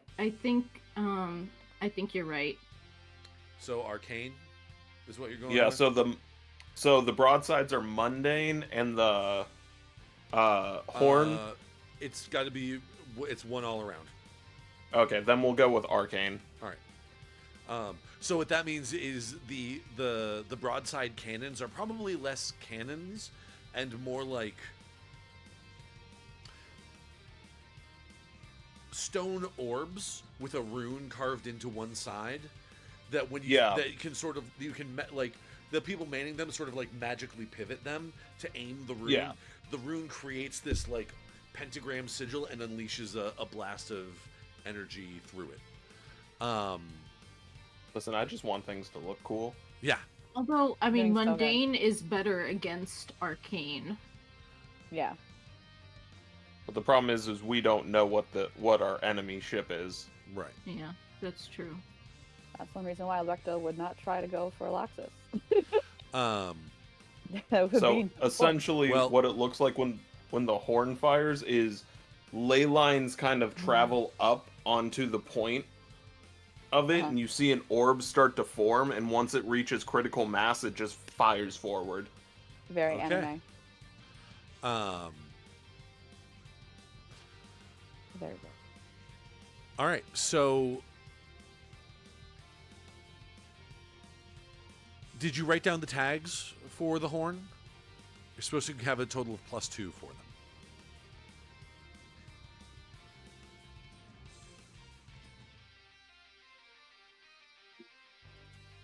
Let me look if I wrote that down. I do remember talking about this. Yes, we did talk about this, but so we have our tier 5 weapon, which is the horn. Right. And the tier 3 weapon. Which are the broadsides. Which is like the broadsides. Yep. And our tags.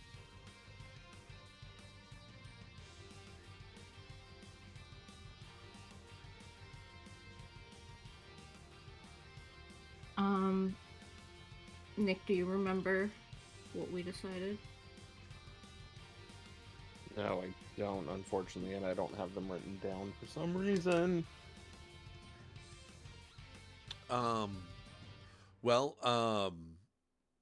We could do guided. This weapon has guided strikes or projectiles, allowing you to take a 7 to 9 result when you exchange blows and strike decisively, rather than rolling if you wish. Guided projectiles are reliable, but leave little room for finesse.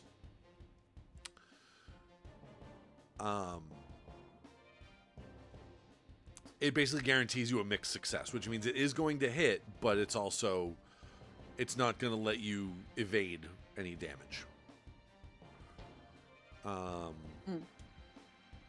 Decisive weaponry is precise and powerful and excellent for ending fights. Once per scene, you may roll a fail to strike decisively when using it. Seems like it would be a good option for that. We should do Blitz. You may spend this tag once per scene to make a move with confidence. Okay. You want to do Blitz and Decisive?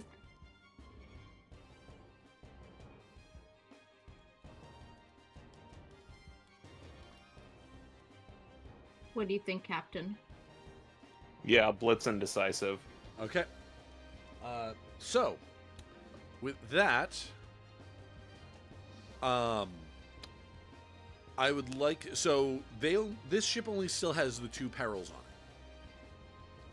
So, you are going to have to get one more danger on it before you can make a strike decisively against it. Mm-hmm. So, I would like you to roll Exchange Blows with confidence. With confidence. Okay.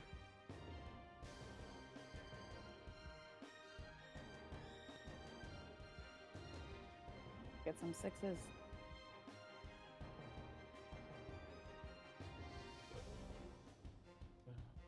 Got this, Captain. Okay.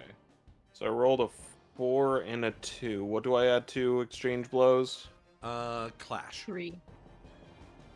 Oh, I thought it was crew. Oh, yeah, because this is the ship. So, yeah, it's going to be crew. Oh, yeah. So that's a 9. 9. All right, that is a mixed success. Very So comfy. you are going to take a risk. I've pissed her off. Yeah, take a risk and give them a risk.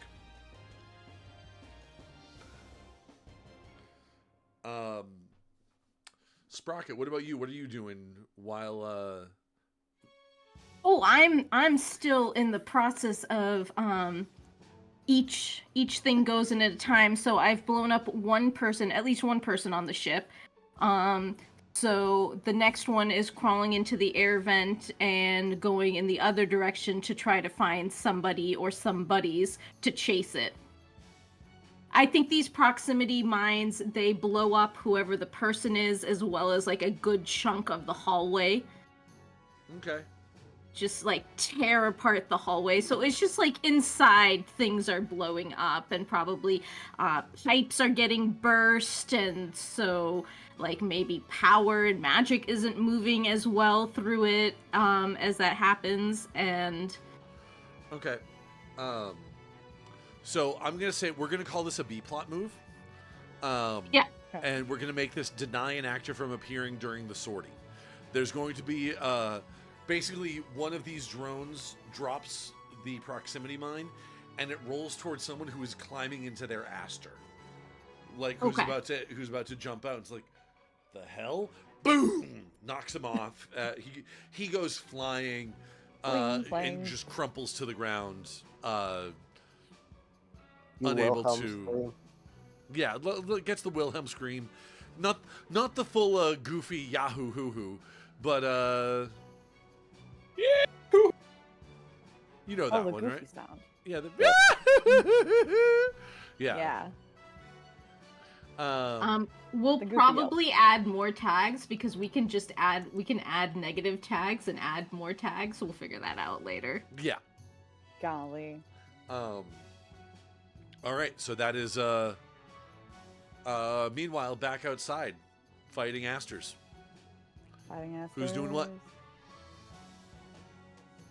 I'm getting the fuck out of here.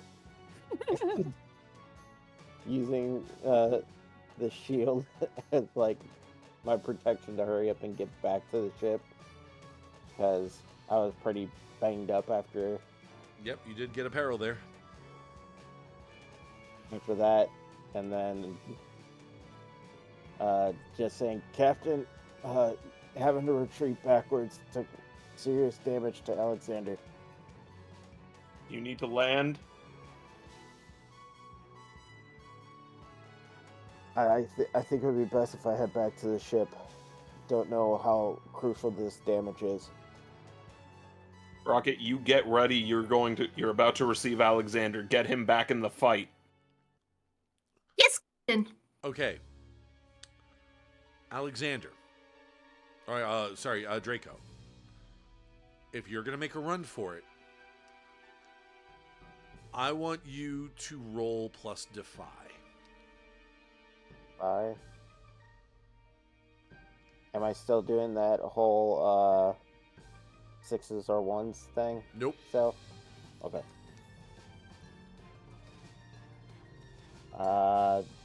That's a 9. That is a 9. Okay.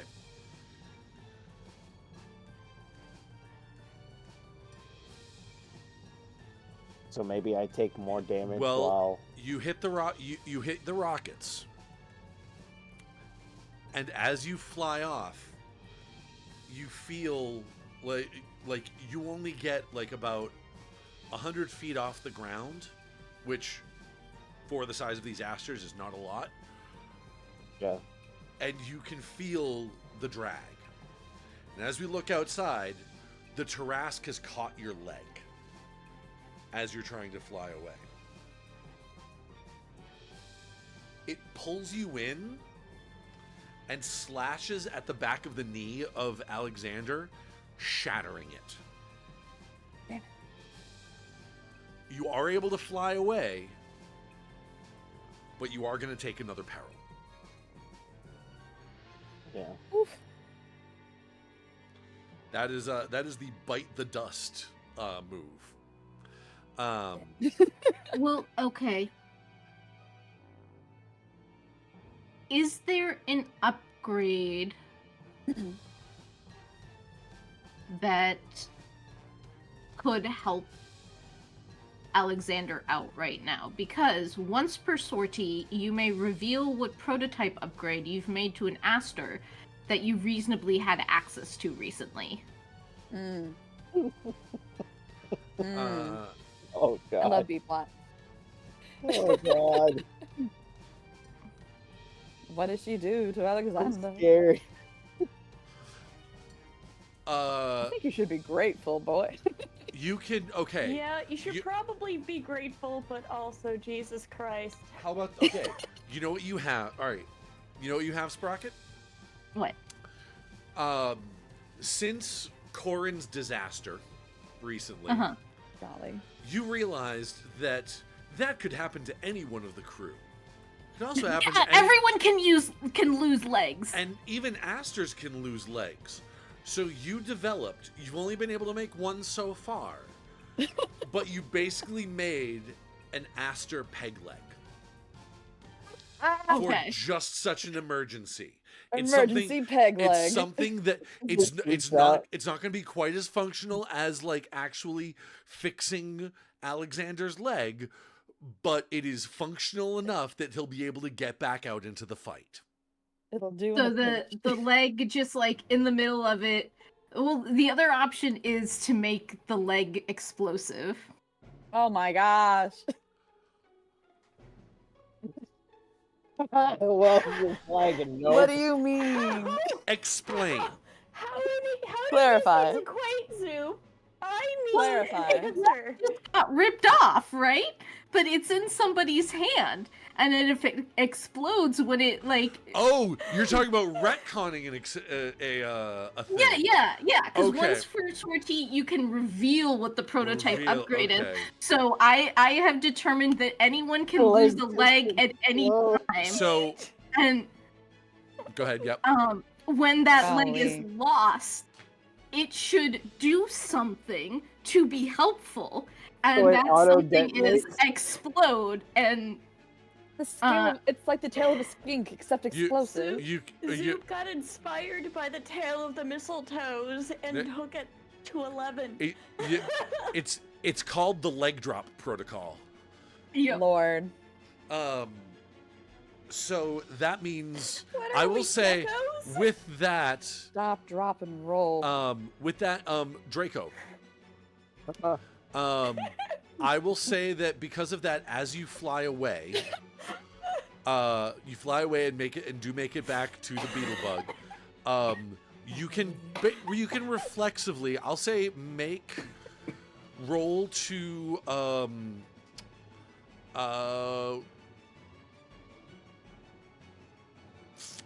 this is against the Trask. The Trask hasn't taken any damage yet. Roll to exchange blows with advantage. With Oh advantage. my god. Right. Because they like the Tarask does not see this coming. And Who then would the ever whole expect I a leg choose- to just explode? Sixes are ones still, right? With this one. With this ones yes. or sixes. No. Okay. Sixes are ones. You're rolling 3 dice, but sixes are Yeah, ones. I know. Yeah. I'm asking because one of them was a 6. That's why I was asking that question. Yes. Yeah. I No, got two the fives 6, and a it's 6. with advantage. Right. Right. That's what I'm saying. So that's with confidence is ones are sixes, but because the Tarask is the opposite. I thought it was the.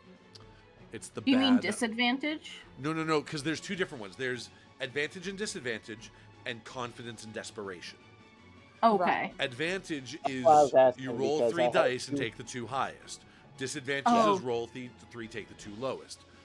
Confidence is all your ones are 6s. Desperation is all your 6s are 1s. And what is he Okay, rolling so- with? he is going to be rolling with advantage because this is But desperation. because of the nature of this attack, but because you said this is profane, right? I didn't No, he's say. elemental. Well, no, Yeah, he's because elemental. it's you're elemental, right? Yeah, because Draco is elemental. It's going to keep that approach, Okay. and because Okay, the so- Tarrasque is profane, that means it's going to be. It is still going to be an attack with desperation. I see. Okay, Advantage, okay. but desperation. So Okay. 3 dice, but if you get a 6, that's a 1. Correct. Yeah, that's why I was double checking. So it's an 11 altogether. Awesome. Okay. Because it was literally 2 5s and a 6. That's why I had to double check on that because it would have been. So, you just 12. dropped the 6. You Yeah, I just just dropped dropped the the 6. Yep. Drop the 6. So that's gonna be. So you rolled. Yeah, that's the best possible roll That's you good. could get with desperation. That's good. Good Uh, job. And did it. I would like to just tell you, so when I reveal the prototype, I get to choose 2 out of these 4. You didn't have to disassemble anything else for parts. Your invention doesn't draw unwanted attention to you. The upgrade burns out at the end of the sortie rather than after one use, and using the upgrade isn't dangerous in any way. So I'm gonna take, you didn't have to disassemble anything else for parts, and your invention doesn't draw unwanted attention to you because this is one use and it's very dangerous. okay. That's true. Yeah, so basically my leg just completely falls off.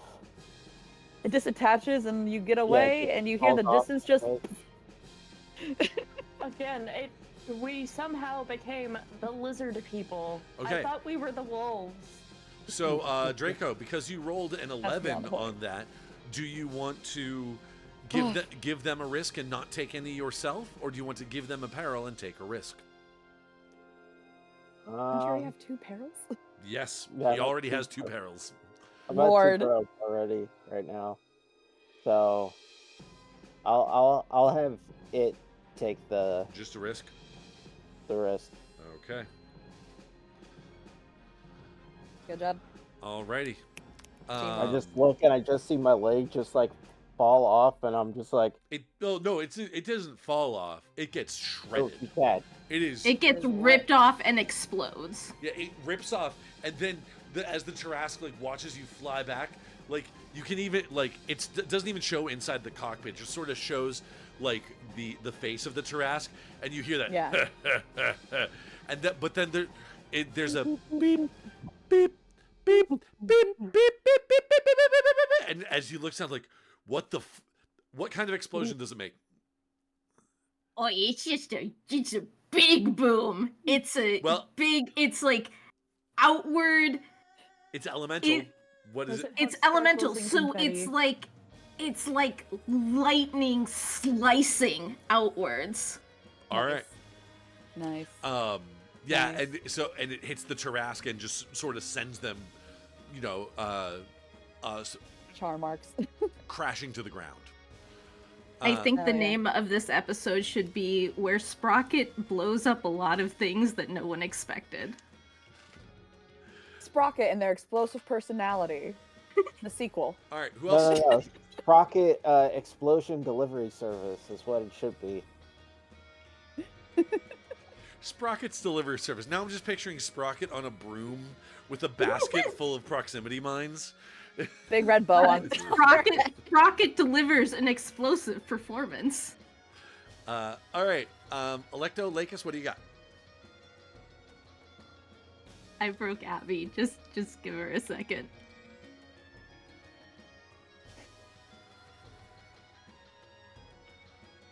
Seeing Oh my this, lord. again, it is now my headcanon. There's also somehow confetti and glitter in all of this. It's so good. I don't know how Sprocket managed to get it to survive getting exploded, but Who allows Sprocket to have all this free time? It's absolutely amazing. We need to have more free time. It's amazing. okay, so Tarrasque my- is exploded.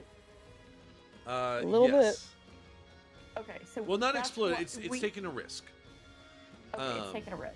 Yeah, so it's climbing back up to its feet.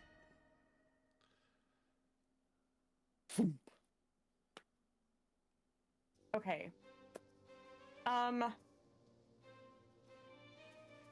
What's its proximity to the wall of glass?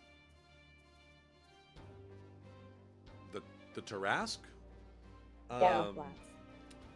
It's it's a fair distance away. It's how big is this wall of glass? Because the Advent is also going to move around it, or is it the Advent's probably going to try to move on you?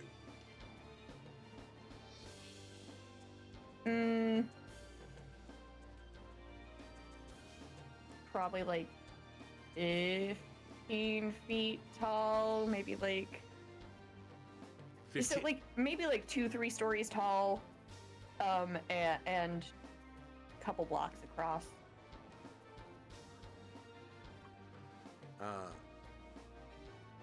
Okay. The yeah. So the Advent sees that it was you that did it. So it is going to turn, and once again, it's going to try to move on you. Okay.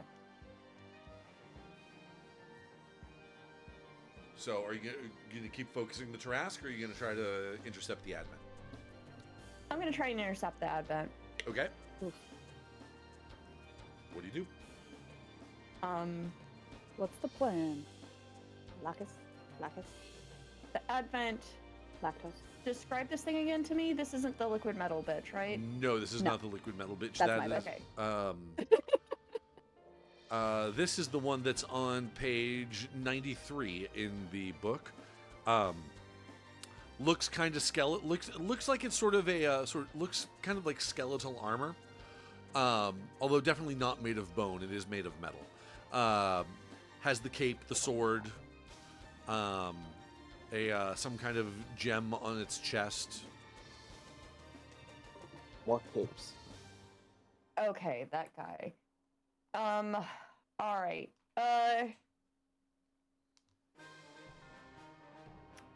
I am. Can I start going for its joints and try to like cut off parts of its like appendages? Sure. Yeah, so I'm gonna specifically be Wow. trying to cut at the joints on it. Okay. Because those are most likely the most weak. Sure. Go ahead and roll to exchange blows. Okay. That's plus my clash. Correct.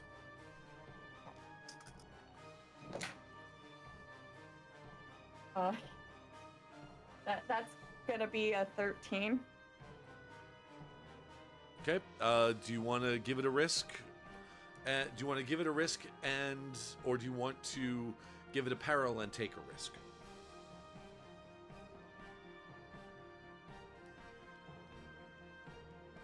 I'm just gonna give it a risk. Okay.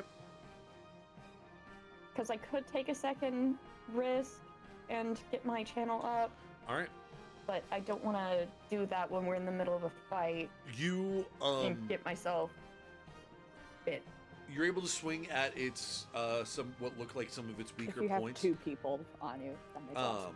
And it is going to try to parry, like try to keep up with you and stab at you as you sort of come around, and it just can't find purchase on you. You're too quick for it. Cool. Electo. 100%. Okay. So, if on my last turn, when I read the room, I discovered that he used elemental, then I acted upon that to become profane. Yep. That means that I'd be able to use this turn to use to get advantage. No. This when you attack, you'll have confidence, which Oh, is I thought for read the room, when you roll with advantage, you act on the answers to what you ask. holy shit. You're gonna roll with confidence and advantage. Yeah, I'm ready to fuck this fellow up.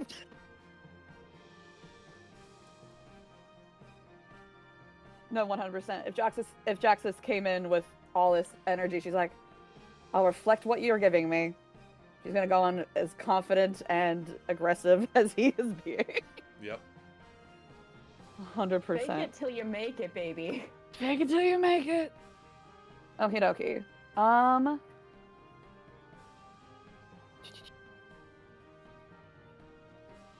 She's gonna go in with her glaive. Lord, I could not think what that was. Yep. Gonna go with the glaive, do a big sweeping, double-handed attack. And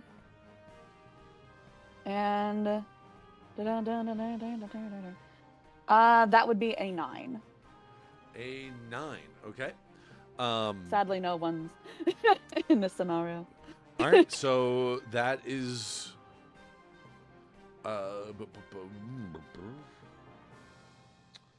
yeah, that is a mixed success. So you're going to take a risk, and so will he.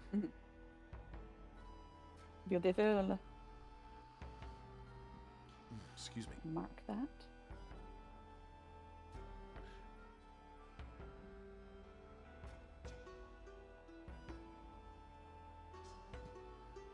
Okay, okay.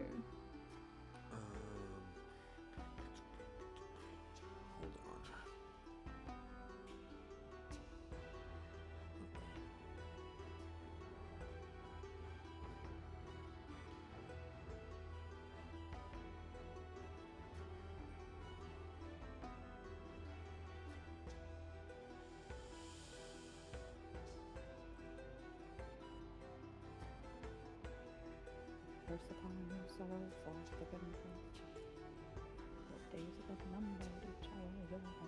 Now I have sea shanties in my head, and that's your fault, Nick.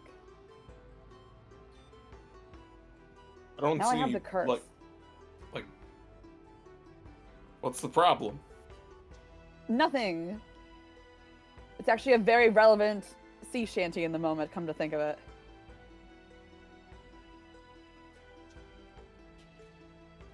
I have the Baldur's Gate soundtrack up.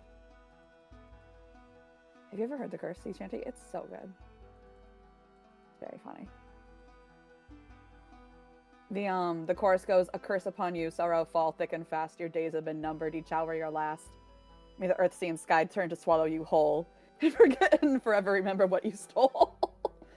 I'm like, that gives a lot of good energy for the moment, come to think of it.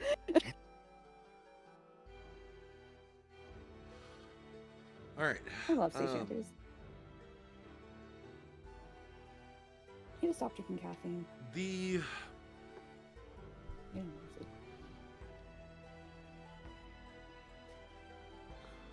oh my god! I just named the ship, and the name of it is gone already. Trident? the carrier? The Trident. Yes, thank you. The Trident. Can't remember the captain's name though. Solara.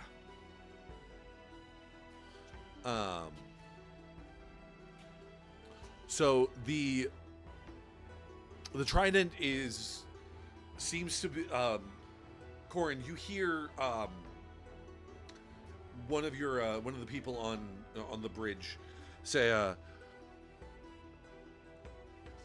we're getting some high energy readings from the Trident. They're probably it looks like they're powering something up. Everybody brace for impact. Oh, Lord. And Nick, I would like you to roll Weather the storm with crew. probably. I think that's the one. Yeah. By the way, did I ever get to inflict a condition with my little bombs? You did. You Little bomb. inflicted a peril on them. Oh, okay. Cool. They have two Go on. perils because of the broadside and the bombs, and one risk because of the horn. Yep. It's ironic that the horn did the least damage. Well, we're gonna figure out the horn. We're gonna give it more damage. Play with the beetle bug, get the horn. Oh, And- actually, hold on. Oh, no. Because when you put a peril, you gave them you took a risk. And because you're on the beetle bug, that's for the beetle bug. Yes, we have one risk. So We have two risks. We have two risks. Oh, No, you have a third risk too. we do. Three? Because I have it down that the carrier has 2 perils on it. And the only way that happens is by someone deciding to give it a peril and taking a risk. I think no. I took the risk personally. Sprocket took the risk for the peril Okay. that they caused. Sprocket has left their maker's mark on each of those. Gotcha. So Sprocket is now going to be hunted. Sure. There's a chance that the shepherds are going to be like, we need that crazy son of a gun. Okay. Yeah, because then yeah. Or take him out. Then the yeah. 2 risks. Go ahead and roll Weather the Storm with the crew. All right, I got 10. 10. All right, that is a Nice. complete Nice. success.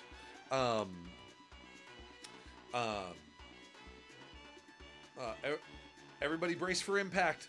Do you give any orders to the crew?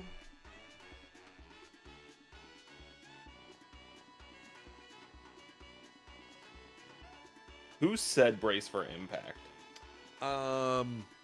Let's see. I have it written down in my notes of what their names are. That would be Gex.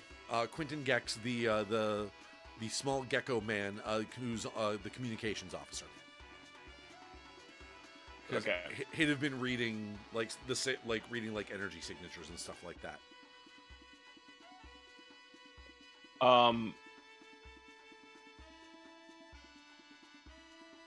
Helmsman, hard to starboard. I'm not letting them touch my goddamn ship.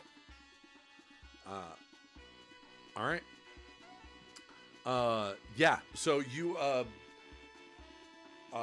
like, aye, Captain. Everybody, hold on tight.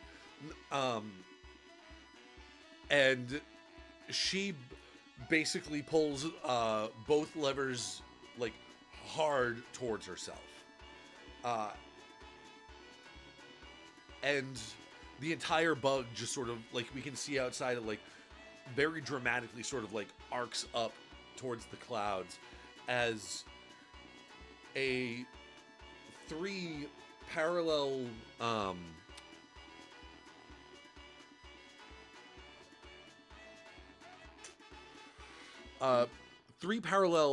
starburst sigils sort of appear at the front of or that they were always there, but you didn't realize what they were.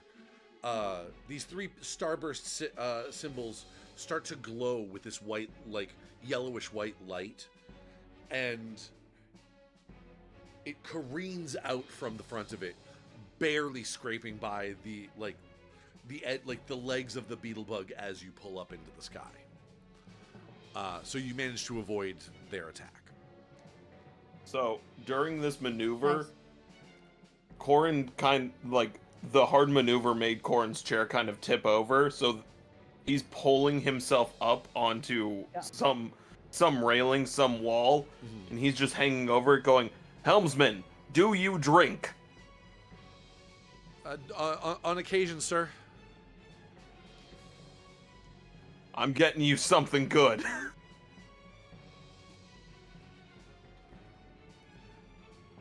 Top shelf.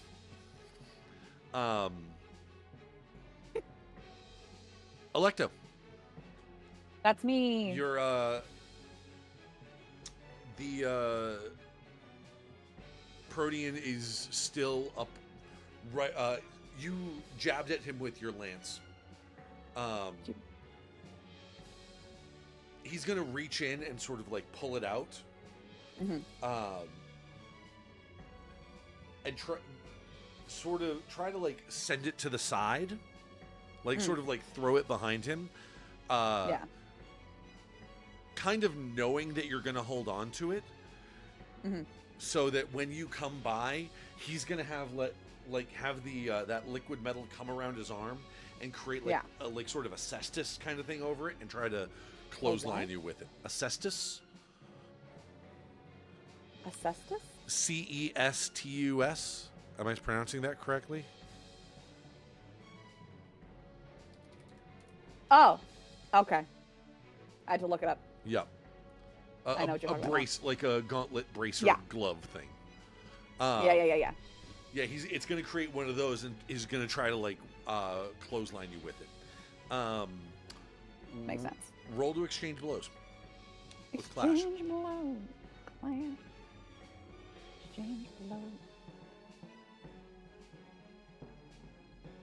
And I'm still at, what do you call it? Confidence. I see. Or would I roll with confidence, or would he roll? You're gonna roll with confidence. He's. That's what I'm saying. It's like would he roll with? This is powered by the apocalypse. I don't roll Desperation? shit. That's right. You're gonna roll That's with true. You're gonna roll with confidence. I forgot about that. That is correct. Yep. Okay. Roll with confidence. Stuff happens because I say so. Clash. That is correct. And, that is correct. And nobody was jumping for an action, so I decided to take it into my own hands and then make you roll to find out what happens. I am so grateful that I have confidence, because that turns a 6 into an 11. All right. That turns a 6 into an 11. So how do you counter this?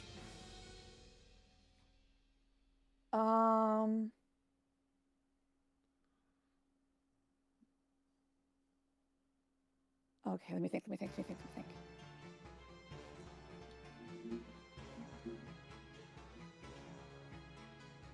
Oh. If he's coming in with to kind of just punch right in the gut. Mm-hmm. She's one hand's going to go out with the glaive, the other one's going to go down to swipe the punch up. And as that does, I described that she had spikes and everything growing out of her now, she's going to slash with the spikes. Okay. On the way up while moving the arm out of the way. All right. So do you want to give him a peril and take a risk, or do you just want to give him a risk? With where I'm at, I'm going to say give him a risk. Okay. Alrighty. Yeah, you managed. Up close and personal. Yep, you slash at him, and he is he is Yeah, because we're supposed to fight, not dance. clearly not having a good time right now. To be fair, you're not having a very good time either, but he is having a worse Nope. one. Definitely not having a good time. Binks is gone. Okay, who else? Who's doing what? Okay, what's the situation with the two Asters with me? I've got the one that I was attacking, right? And The then Advent, there's the other yep. guy. Well, there's the one that you blocked, the Advent, and then there's the other guy, the Tarask. Okay. I'm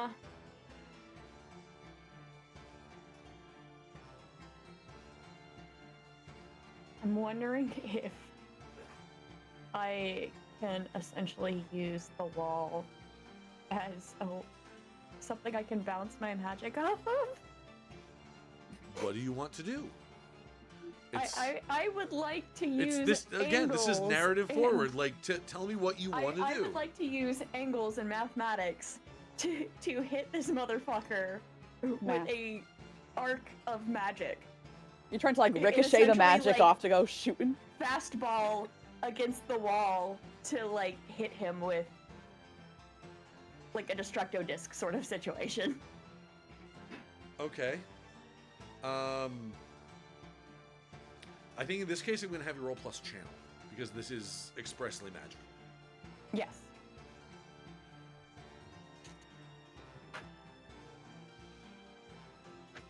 That is Ugh, going excuse to be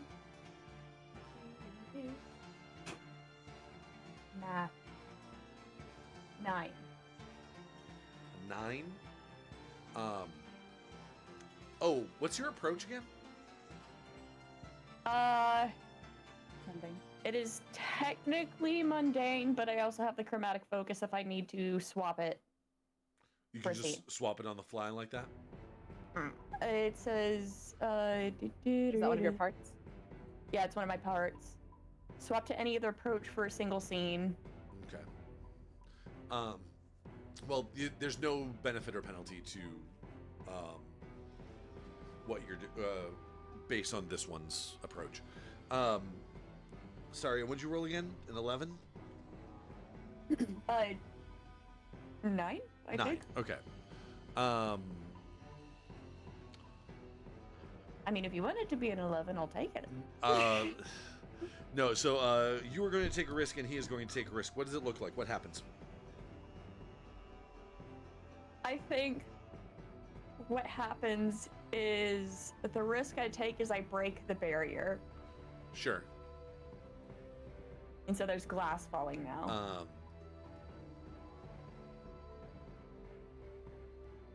So it's less. Wait, there's glass.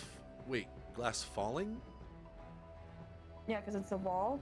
Yeah, you said it was only If I broke 15 the feet. You're only like 2 stories high. You're in an Astir. You're at least like 40 feet tall. Oh. I was thinking we were 2 stories or so. Proportionate to the Asters is what I would have this thing at. Okay.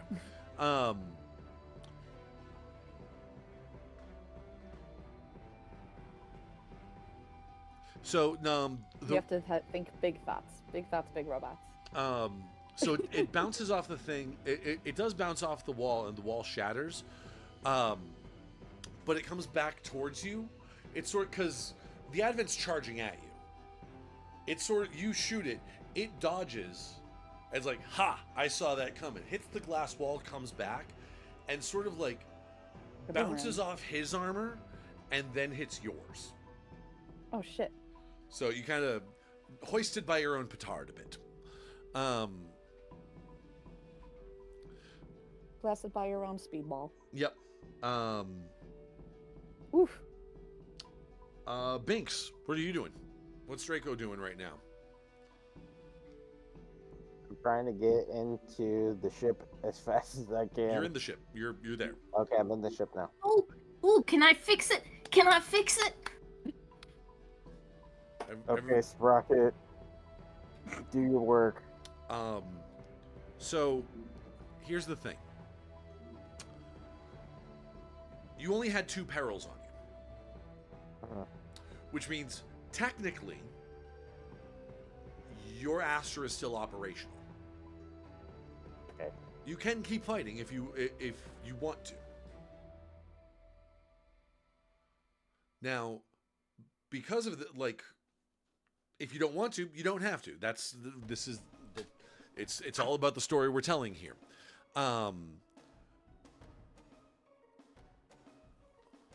So I can jury rig a peg leg. You can jury rig a peg leg. Also, all of your Astirs can fly. With that knowledge, legs are optional. If you keep to the exactly, if you keep to the skies, you don't need a leg. Yeah, but we need you in the fight more than you need a leg. So what I'm gonna you know what I'm gonna say? Hold on a second, because I'm gonna there's you come in for a landing in the hangar. Sprocket's there waiting for you. The scene is yours. Okay. So I have a question. You know how there's that movie where the lady has a machine gun for a leg? Oh, Planet Terror. Yeah, Planet Terror, What? yeah. Yeah. And I, Oh, Rosario have you not Dawson, seen I the think Grindhouse films from the early 2000s? I think Maybe Grindhouse is probably right. Can I jury rig, pull out a machine gun that we just have hanging around and Oh my god. jury rig it onto to replace Oh my the leg? god. I would be 100% okay with it, to be honest. Well, Oh my god. so that is going to take longer Who time. needs a peg leg when you've got a fucking shotgun blast? That is going to take a longer time to get Oh that my gosh. attached and jury rigged than this battle will last. So this is Okay. what I'm going to say. So as Sprocket Holy. is spitballing their ideas for what to apply for this. Draco, what are you doing? Sprocket, as much as that would be a really fun idea, let's just do a quick patch so I can get back out to help everyone else. While you're standing, like, you're sort of staring at like the damage, and you can hear a voice in your head. Well, I guess that's it for you, huh? Yes, it's the sassy devil! I have a feeling you would pop up eventually. What do you mean? I'm right here.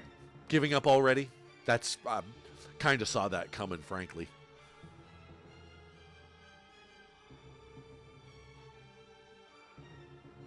You know what? What? Sprocket, I'll be back. And he just instantly turns around and jets out as fast as he can. That was really weird. And Sprocket, you may not be able to hear it, but you thought it was weird. I had a whole speech prepared. Shit.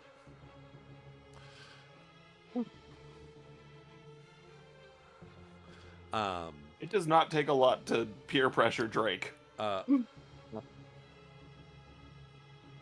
Not particularly. Also, folks, just as a quick reminder, because my mouse just hovered over the Discord thing. If you're sending messages to me in the side chat of the video chat that we're in, You can't see it. I can't see them while we're streaming because it's going to screw up the overlay. No, I was messaging Okay. Nick. Okay, just making sure. It's just the general chat. Yeah, of Don't course. worry. That's generally where we shit. You'll see it post, later. Not That's where you talk shit about me. I get it. totally. It's No, it's where we talk shit about ourselves. Okay. We are the Because butts I of the channel joke, better, but the wow, better, they're the more great butts. danger I'm in, for example. So We're the butts of the joke, but they're great butts, so there you Yeah, go. exactly. so Draco, you fly back out on one leg. Yeah. Wait, go. did you? Oh, I thought he left the hangar to go talk to whoever was talking to him. No, I went right back into the fight.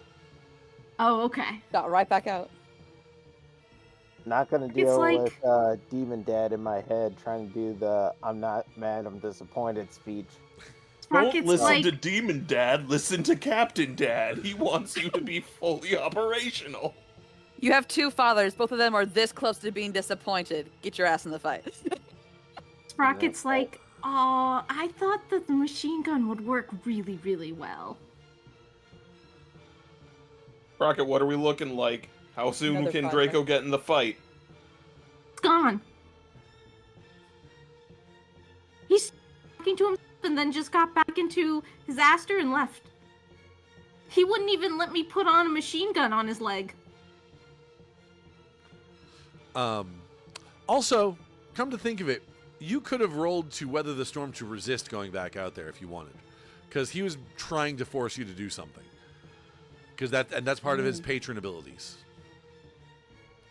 Yeah, I was in the moment of I'm not dealing with disappointed speech, so I was like, fuck it. Finally, Draco, what I'm are you- out. What are you doing? You're damaged. He just shuts off his comms. Lord. Um, Oh no. also, I forgot to roll your random boons. Oh no. You have a tenacious boon and a shifting boon for this sortie. Tenacious and shifting. Ooh. Don't know what that means. What does the Sounds fun. tenacious one do again? When you cool off, you may choose to succeed as if you had rolled a 10+. If you do so, give your patron 1 influence. Ooh.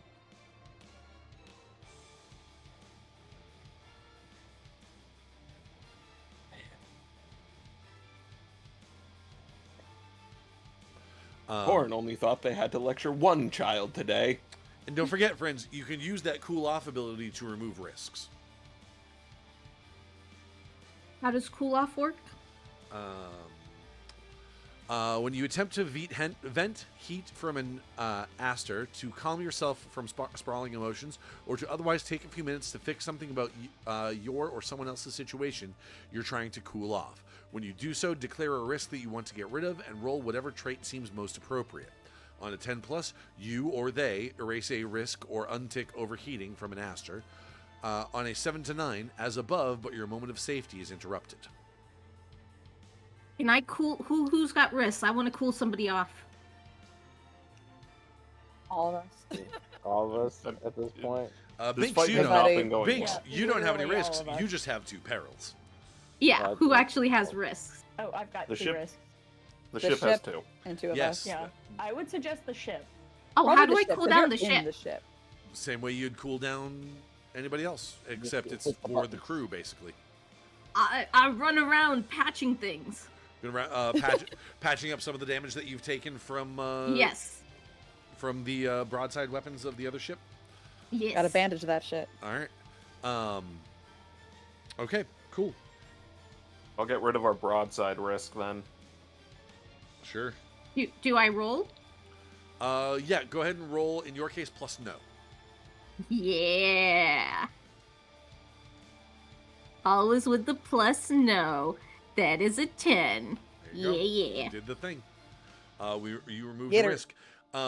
Corin, you're gonna try to cool off the beetle bug too. Hi. Do you want uppies? You don't know me, Will. What are you doing then? The only stat that matters is your opponent's health stat, and it should always be going down. Okay. So the way Colin's I'm on the picturing warpath. it is the beetle bug is kind of like this. Yep. The trident's like this. Yep.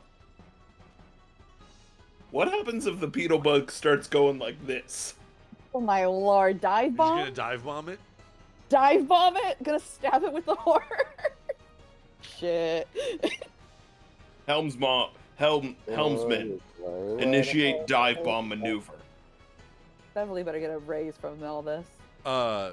Beverly's eyes just kind of go wide. Captain? Poor Beverly. Poor Beverly. Are we gonna survive this? A good question. Good question. Your silence is kind of scaring me right now, Captain. Corin, This is kind of scaring me right now. I need assurance. Corin Captain? is going to look at his crew Oh god. I know, right? Dude. and just say, if any of you are not committed to this cause at the moment, go to the escape pods and I'll do it myself. Ah, I'll do it my damn self. He Lord. said. Dean.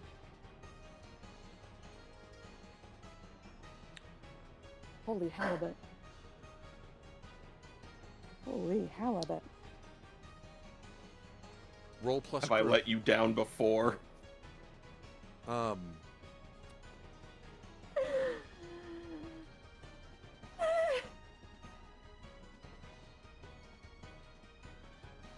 Roll plus crew.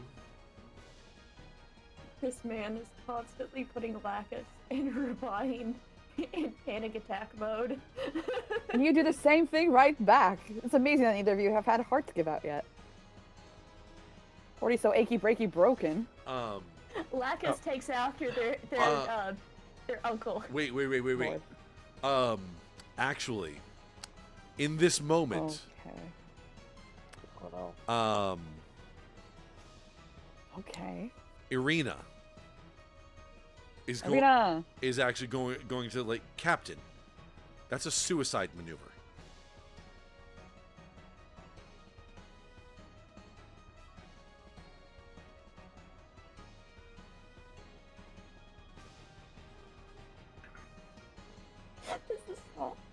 Captain, are we really at the point where we need to do a suicide maneuver?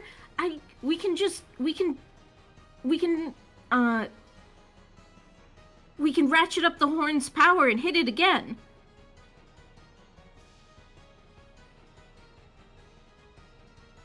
Well, well, well, if it isn't the consequences of my own actions.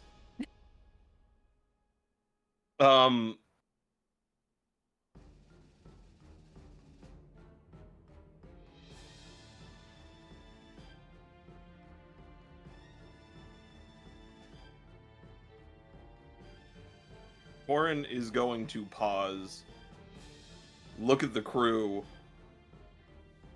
and see them all kind of looking at him like he's the crazy one.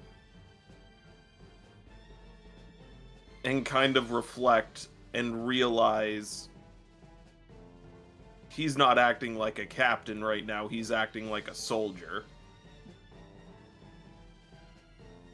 He's not he's acting like he's piloting an Astir, not a carrier.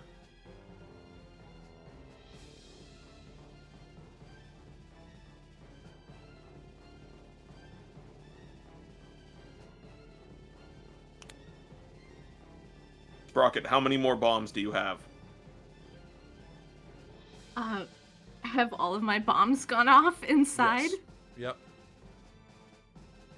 Oh, they've all gone off inside.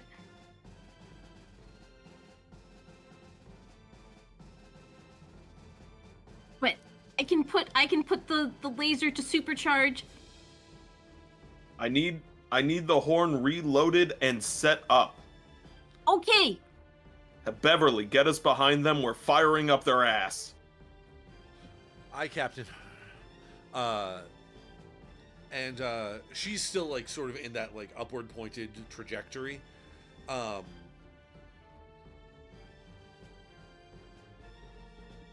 And so like, aye, Captain, and then just sort of like looks around and says, "Everybody brace for the G's." And she flips a couple of switches and full forward. And What? and you can see, like, she's like holding on tight for with both hands.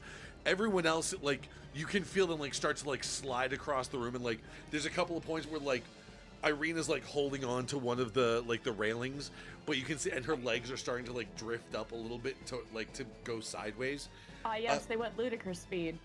Oh no, because what it is like Beverly's sitting here going, it's like, oh, what would you call it? Just like light drifting back home. Oh golly. Listen, Sprocket. Sprocket, go. Sprocket has grav boots that are helping Sprocket stay, or what is it called? Magnetic boots Magnetized. that are helping Sprocket stay like able to go towards where we need to reload the horn. I love it. Your ears are just flying in the air, but you're just like clunking along on your mag boots. Recharging the horn is not a matter of reloading. We It is a matter of ritual.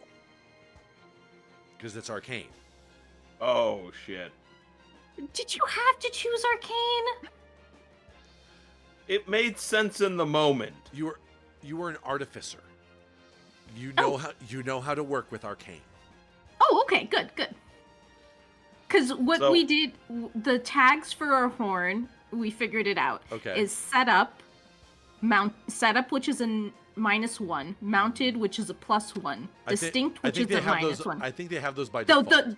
They have those by default. Then distinct, which is a -1, bulky, which is a -1, versatile, which is a +2, which makes it decisive and defensive. Vorpal, which is a +2, reload, which is a -1, and blitz, which is a +1. Okay. And that should bring us to 2. Okay. That does bring us to 2. I've already done the math. I was double checking your work as I was reading through everything. So Okay. I'm not lying. What a team. What a pair. So reload sounds like you need Unstoppable. to take an action to reload it, right? Yeah. Gotta reset up that magic. Manually reload or perform some other action to ready it for use. Okay, so if that's the case, How does reloading magic look like for little artificial Sprocket? Sprocket, I'm gonna have you. You know what? I'm just gonna have you roll 2d6 Okay. because it's basically weave magic, but you don't have a channel score. So I can't add my no to it. not in this case, no. Oh no, that's only a 6. Oh no.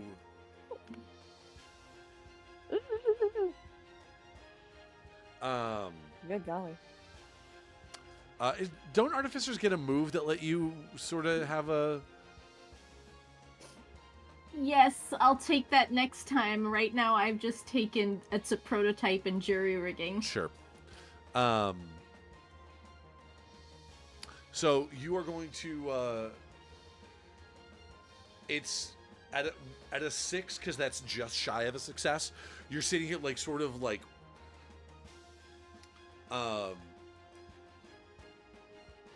You are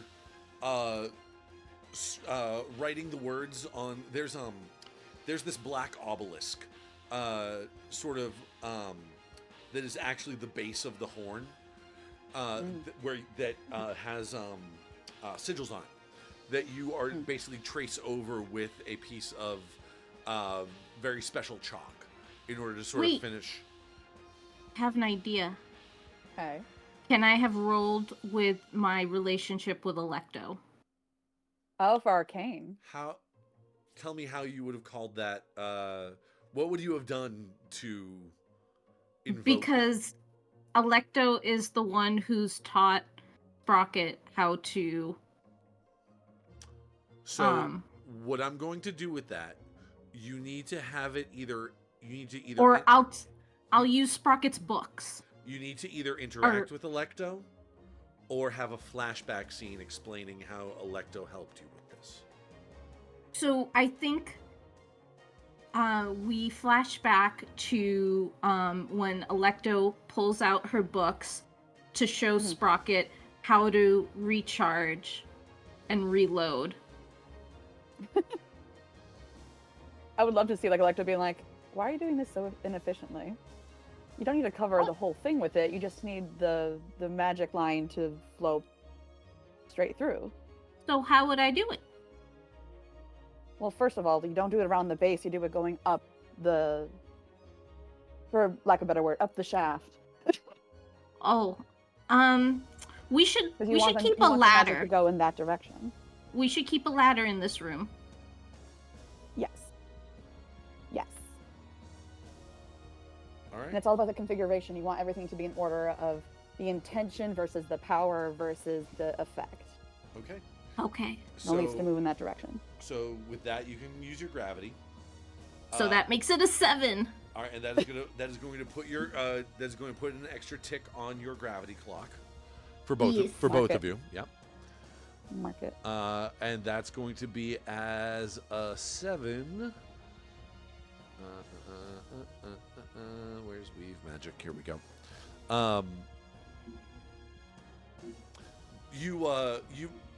You're seeing basically you have them over like, okay, you have to do this, and it's like it was this, right? You draw a line with the chalk, and it immediately starts like sparking and spitting magical energy at you. It's like shit, what the fuck, and like sort of scrub it out, and then like right. It was this. And It's the circle that goes into the arrow, not the arrow that goes into the circle. you are going to take a risk, Okay. basically as you lose your balance and fall off the ladder, but it's not a far drop. Okay. Bonked head. Yep. But it Oh, no. and it does. You did successfully reload the horn. Okay. Nice. And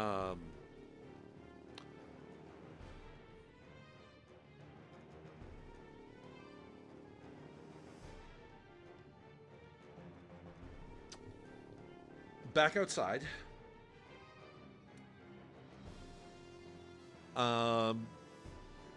Draco, Lycus, Electo, what do you got?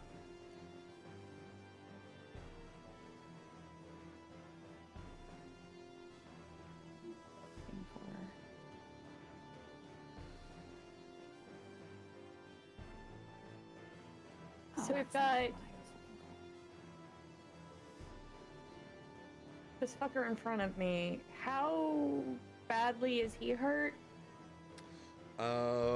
He's currently got 2 risks on him. He's a little scuffed up, but yeah, a little scuffed up, but still in the fight.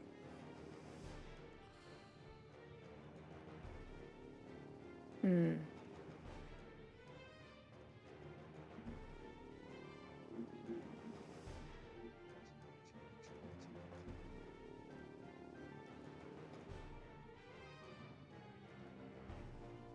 I mean, Draco, do you want to make a dramatic re-entrance and try to open fire on somebody, or you're the one who's flying back into the action with 1 leg?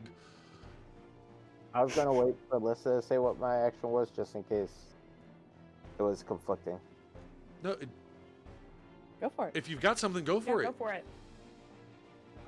What I was gonna do was I was gonna pull out my saber and charge right at the Astir that's that was that one. Which one? The Advent, the one that Lycus is fighting right now. Yeah, the one that Lycus is fighting. Yeah. Okay. Trying to just dive bomb that sucker. Well, they're flying. They're in the sky. I was led to believe they were in the sky. Shoot. Well, I mean, like, I'm Yeah, you're downward angle. Yeah. Okay. All right. Go ahead. Yeah. Cool. Go ahead and roll to exchange blows Get him. with Clash. That's a 13. That is a 13. All right. So, do you want to? Lord, what a roll. Do you want to take a risk and give him a peril, or? You know what? Fuck it. Let's have me take a risk. On All this right. one. Lord. You collide with him in that case. Oof. It is like, it's not just a sword, it's not just your sword, it is like your whole Arm. no, it's your whole Astir. It's your Okay. it's like it's You have 3. it's this it is a full charge. It is like this is not just like, ha, I stab at you. This is a Roman Reigns spear, but holding onto a sword at the same time. And just plowing into him.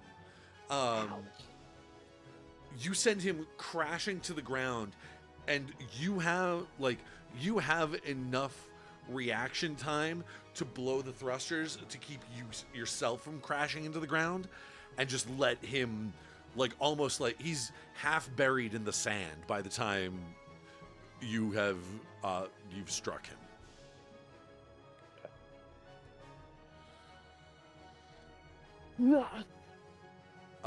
Lycus, Draco just came out of nowhere with that for you. Remember, you guys have comms up. Draco, unless Draco turned all of his comms Draco off. turned his off, as far as I'm aware. Was it just to the carrier, or was it to Astir's too? That you I was blocked just yourself off? turning it off for the captain. Okay. Connection to carrier is off.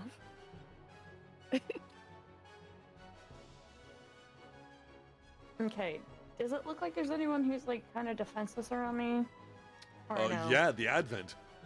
The So Advent, what okay. He just Then took a I'm lot of gonna- shit. I would like to strike decisively on the Advent. Nice.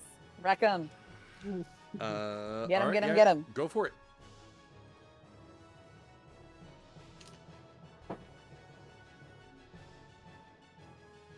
That is going to be a 10. A 10. That's a 10 plus. That's doubles. Yeah, you strike true. Roll 2 more, you go to jail. What does it look like? Get him. Locus sees the Advent scrambling and takes advantage of this and has the plasma sword out and just swings full force like putting the plasma forward, like to bridge the gap between them. Okay. And slice through. Your blade goes right through from forehead to belly button. It even digs in a little bit into the sand, creating this like the heat from it creating a crude canyon of glass. Love that. Plasma obsidian. Hell yeah. Racket. Racket. Advent is down. Electo. 100%. Okay. Okay, so Jaxus has taken A peril many and two risks? a peril and 2 risks. peril and 2 risks. You could strike decisively if you wanted.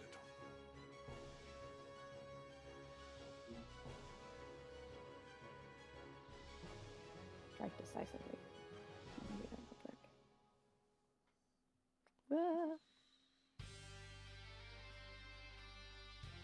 Okay, there it is.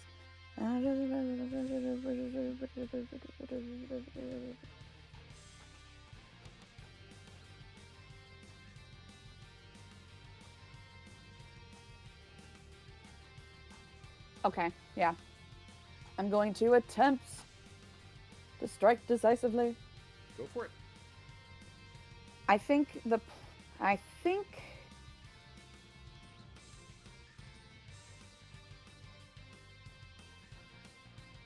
yeah. Let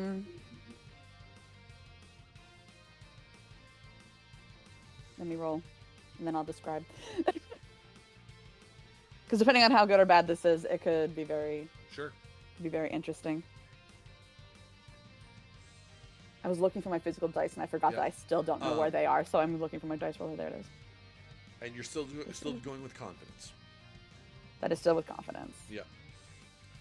It's starting to get a little weird in your cockpit as the profane magic is like you can hear whispers. Like you can't hear what they're saying, but there's whispers sort of like floating through the cockpit. No, yeah, definitely. Definitely. Her little familiar, that just little mote of light is definitely like a dimmer color, and that's very unsettling. It's like actually when it's profane, it's no longer a mote of light. It's now this sort of like it looks like a shape that can't hold its shape. It is lines floating in air that's just sort of like erratically moving around and like can't find what it's supposed to be. That's so scary. Bum, bum, bum, bum, bum, bum, bum.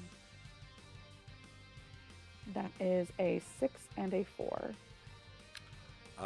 Plus. That's 10. Plus 0. That's just a straight 10. Plus 0. Okay. For strike decisive, you can use clash or talk. They're the same number. Okay. You strike true. Well, and don't forget, you also have gravity with this guy. That's right. I forgot what gravity does. Well, he's a rival, so remember gravity. It works if you're doing an action with the person in question, you can use your gravity score instead of with that person instead of whatever ability score you normally would.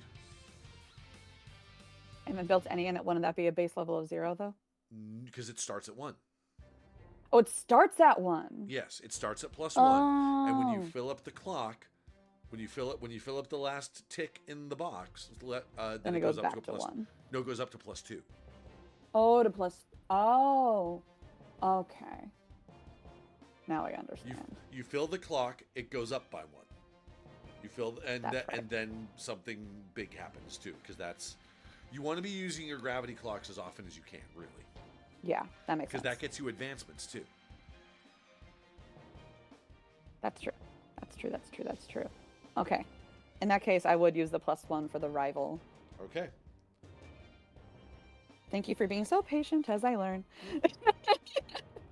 I appreciate it. That's okay. Okay, definitely. So he had moved the the glaive off to the side, Yep. gone for the punch. She moved that off to the side. I think she's going to twist her wrist to grab with the glaive so that it goes like behind his head, grab the other side and pulling him in close. And she's going to say, "You're so confident that you're on the right side, but what if you are wrong?" And crack it against the head.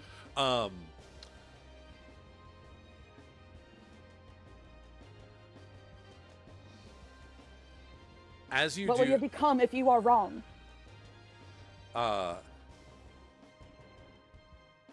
When you say crack against the head, like, are you going to headbutt it? Headbutt him with your Astir?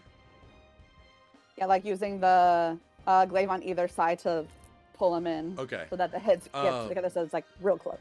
As you like. But what if you are wrong? When you do that, there is this sort of that liquid metal that's been sort of like coursing over the entire body of this Astir, kind of like fractures. Ooh, wow. And like it fractures and freezes in midair. You can see the magical glass that was the visor, like keeping him in the cockpit, has just completely spider webbed.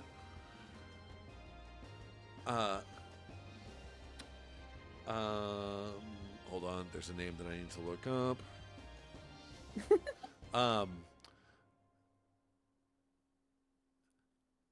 The only thing you hear over the comms is, "Amara would be so ashamed of you." And there's a pneumatic like like a cloud like sort of bursts out from like from the back of his like from its back area, and this pod goes launching out. With small thrusters on it, and flies away.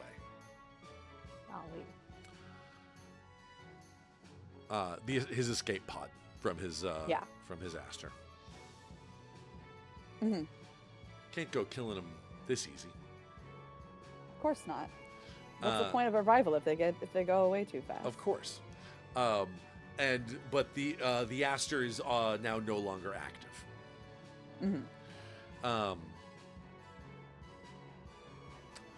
Meanwhile, the Tarrasque. What do you call him? The three of you have been focused elsewhere. The Tarrasque has flown up on top of the beetle bug. Oh no. Yeah. Oh my god, if he touches my ship. Cohran, roll to exchange blows. Am I doing this with crew or with Yes, Clash? with crew.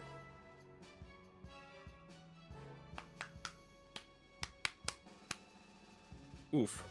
That's an 8. That's the lowest I've rolled all night. That is an 8. That's fast. So that is a mixed success. So the bug is going to get another risk, which it's a good thing that Sprocket just patched up some of the damage.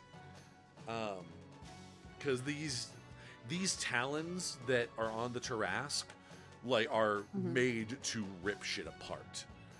So it very easily digs in and is ripping a hole in the hull.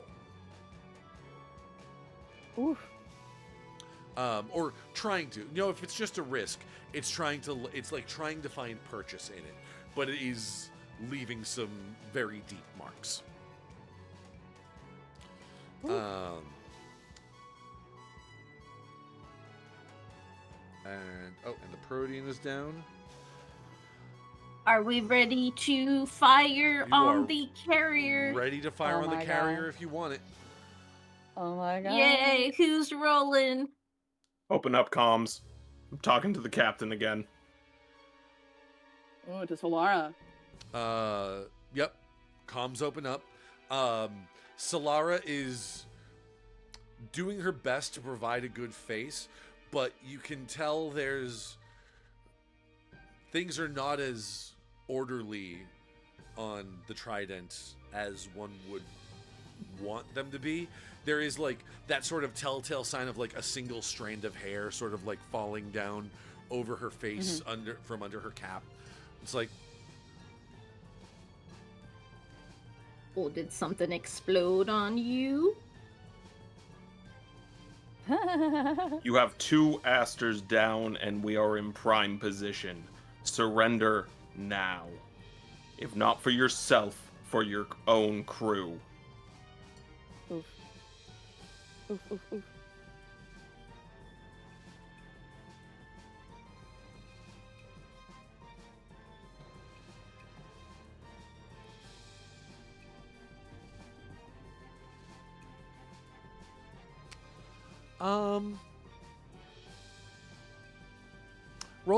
roll to strike decisively with talk.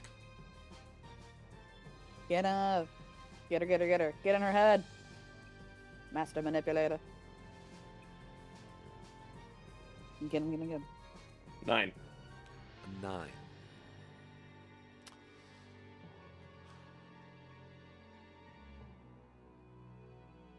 I rolled double 5s if that matters.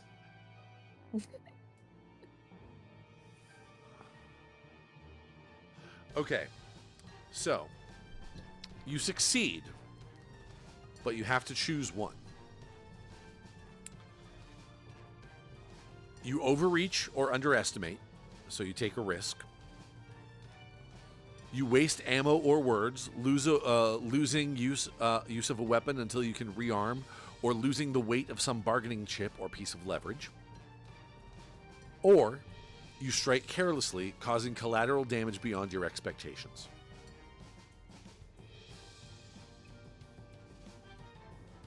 Well,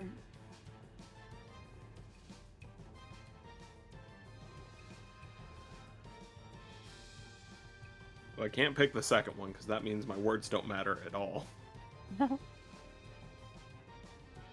What's the first one again? You overreach or underestimate. Take a risk.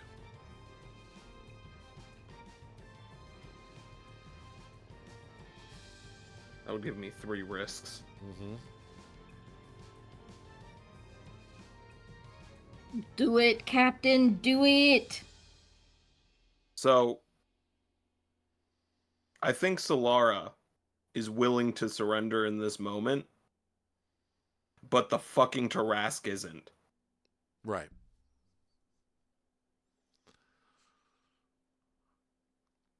And Solara knows where the Tarask is.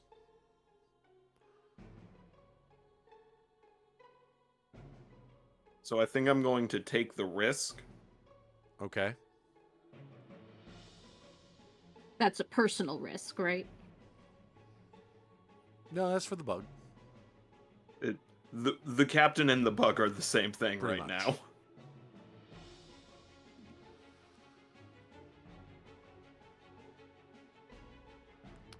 now. And I think that risk is just going to be the Tarask doesn't have any leadership it's going to listen to when Solara surrenders.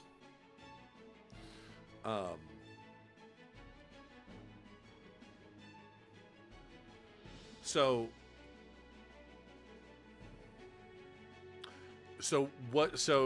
overreach or underestimate, I think the point of what this is going to mean is that this is an underestimation of the Tarask's destructive capabilities. You are a carrier. What can one Astir do? And it's with that,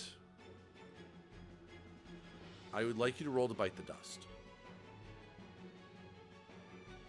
I don't get to shoot off my horn first. She surrendered. You're not good. Like, that actually is a war crime. Shooting on someone who has surrendered, that is actually, like, the other times, like, we joke about it being war crimes. No. That's actually a war crime. That is the classic war crime when there is a white flag and you fire anyway. Quick question, Will. Yes. Bite the dust. What am I rolling for that? Am I rolling crew or am I rolling what is the skill appropriate for that? Defy is the appropriate skill. Okay, so I will roll with my Defy. Sorry, I've been confused over when I use crew and when I use my personal stats. Sure.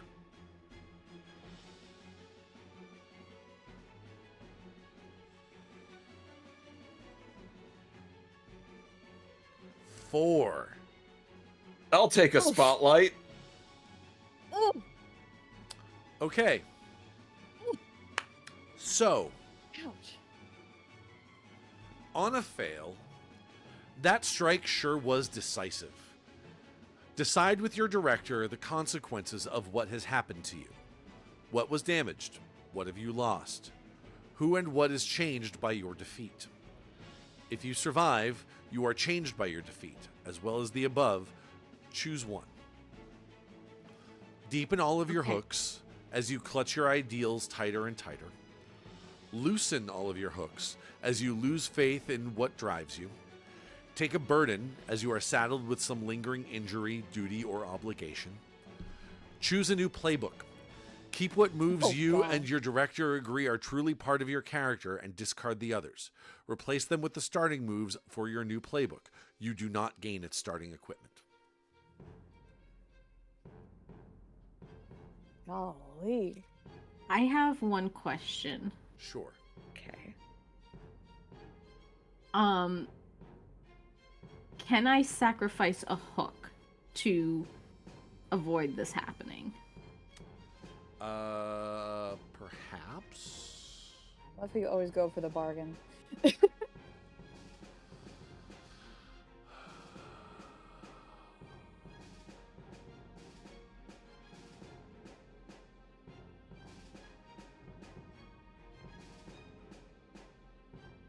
Spending hooks. When you take an action that requires you to sacrifice, outgrow, or otherwise conclude one of your hooks, cross that hook off permanently. You may then immediately take an advancement, then act with confidence if the hook was deep. It sounds like probably not. What hook are you thinking?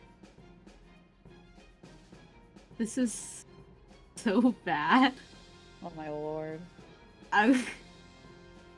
Freedom to all people. I was going to knock that off and actually still shoot. Oh my the god. carrier. That's. Oh gosh. Oh my god. Oh my god.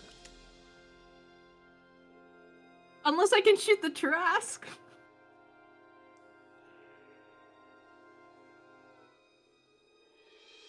Is that Cohran is going to look at you with so that hook- a different light. Is that hook deep? No. No. Okay. Oh my gosh.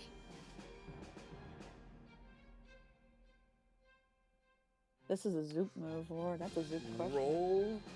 Go ahead and On sacrifice range. that, Completely. and roll to strike decisively. I will let you choose whether you, because of the magical nature of the horn, you can sort of aim it in whatever direction you need to. Mm-hmm. I will let you choose whether you target the Tarask or the Trident.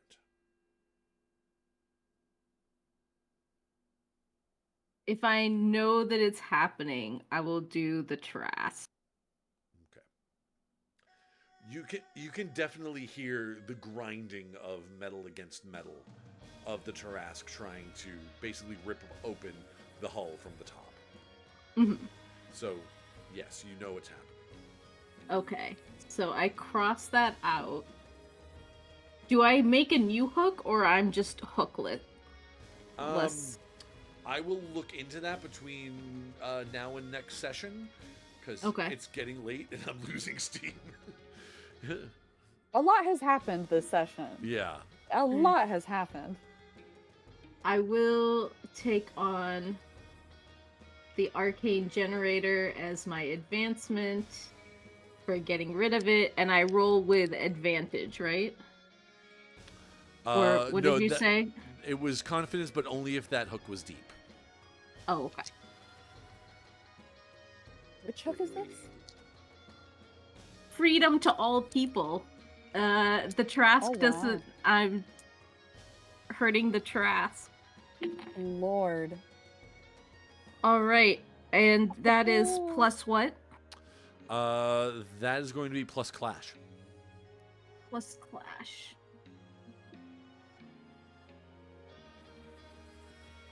What is my plus clash?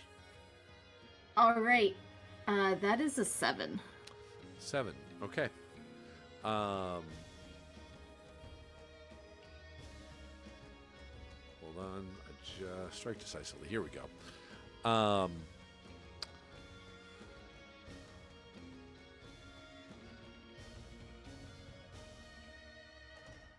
Okay.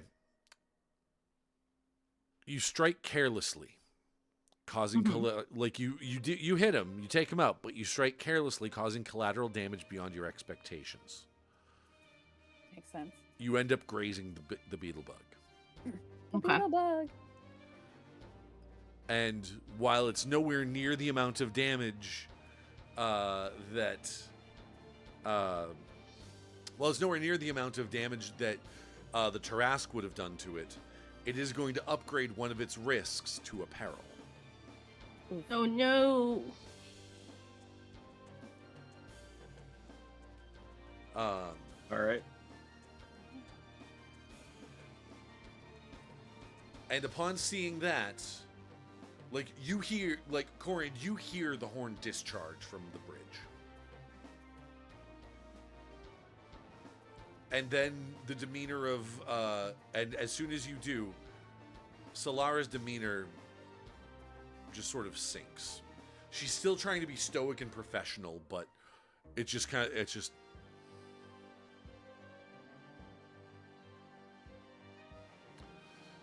Captain to all posts, stand down.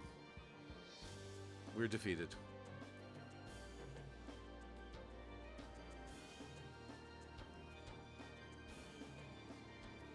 You are a wise captain, and you fought bravely.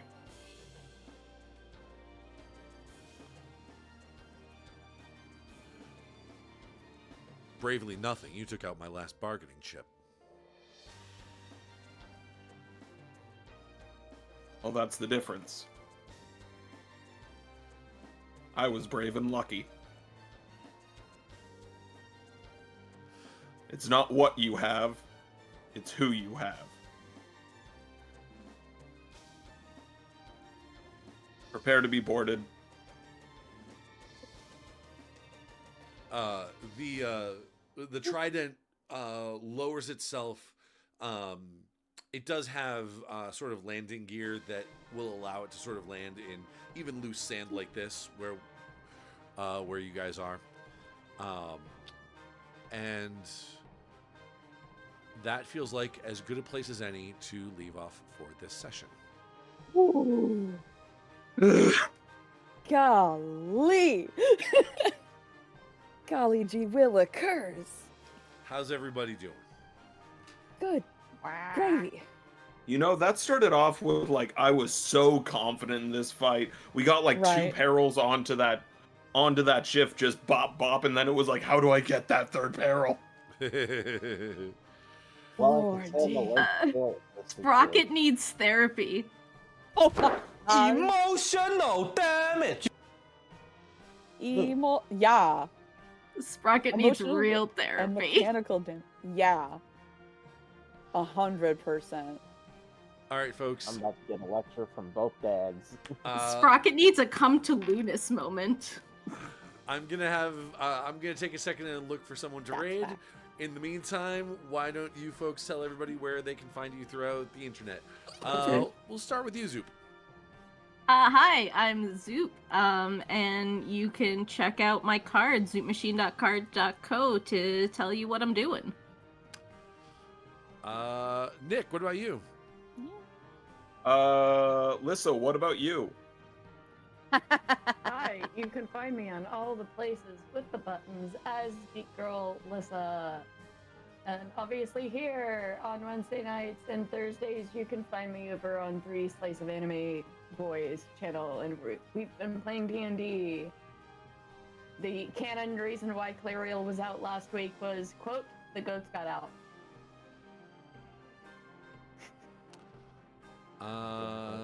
That's a unique statement. Binks, what about you? You can find me here on Twitch, CrimsonRedRobin. Hopefully we'll be getting back into streaming soon. Working on trying to upgrade some stuff. Still doing my playthrough of Final Fantasy 16, and yeah, that's about it for me. Cool. Abby, what about you? You can find me as Giggle Girl Productions. You can find me mainly on TikTok. You can also find me over at Dynamic Exposure on Tuesdays, as Will and I are part of a wonderful Candela Obscura game in space. It just keeps getting wackier, and now the Candela Obscura, you know, like the spooky horror aspect, it's sinking in. We're about to get messed up, and I'm ready for it as a player. My character, horrified. It's gonna be great. And I'm Radio Free Will. You can find me on TikTok at Radio Free Will. You can also find me these two places, Twitch and YouTube, Radio_Free Will.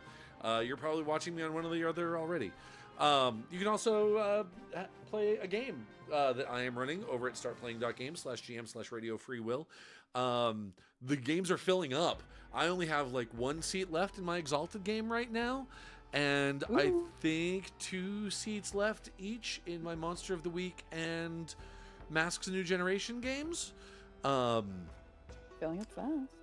Yeah, and I'm gonna be posting a few more shortly to try to, you know, fill up get some more slots in and get some more games going. Because quite frankly, the last few games have gone so freaking well that you know, strike while the iron's hot and all that. Also, if you're watching this before May 8th, I'm gonna be at PAX East this weekend. If you see me walking around, say hi. And maybe challenge me to a game of Commander, because I'll have my decks on me. Or come play a one-shot of something with me, or it'll be a grand old time. In the meantime, we are going to go raid Game Raider Girl.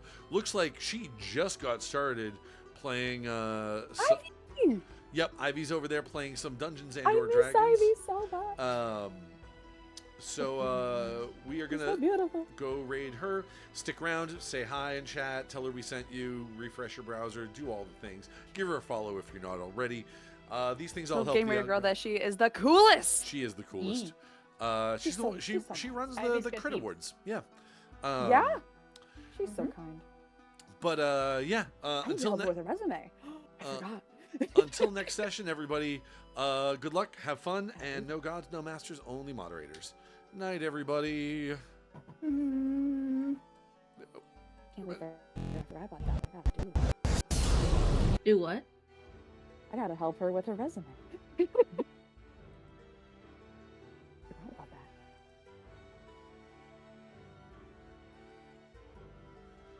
And we're out. Hurts.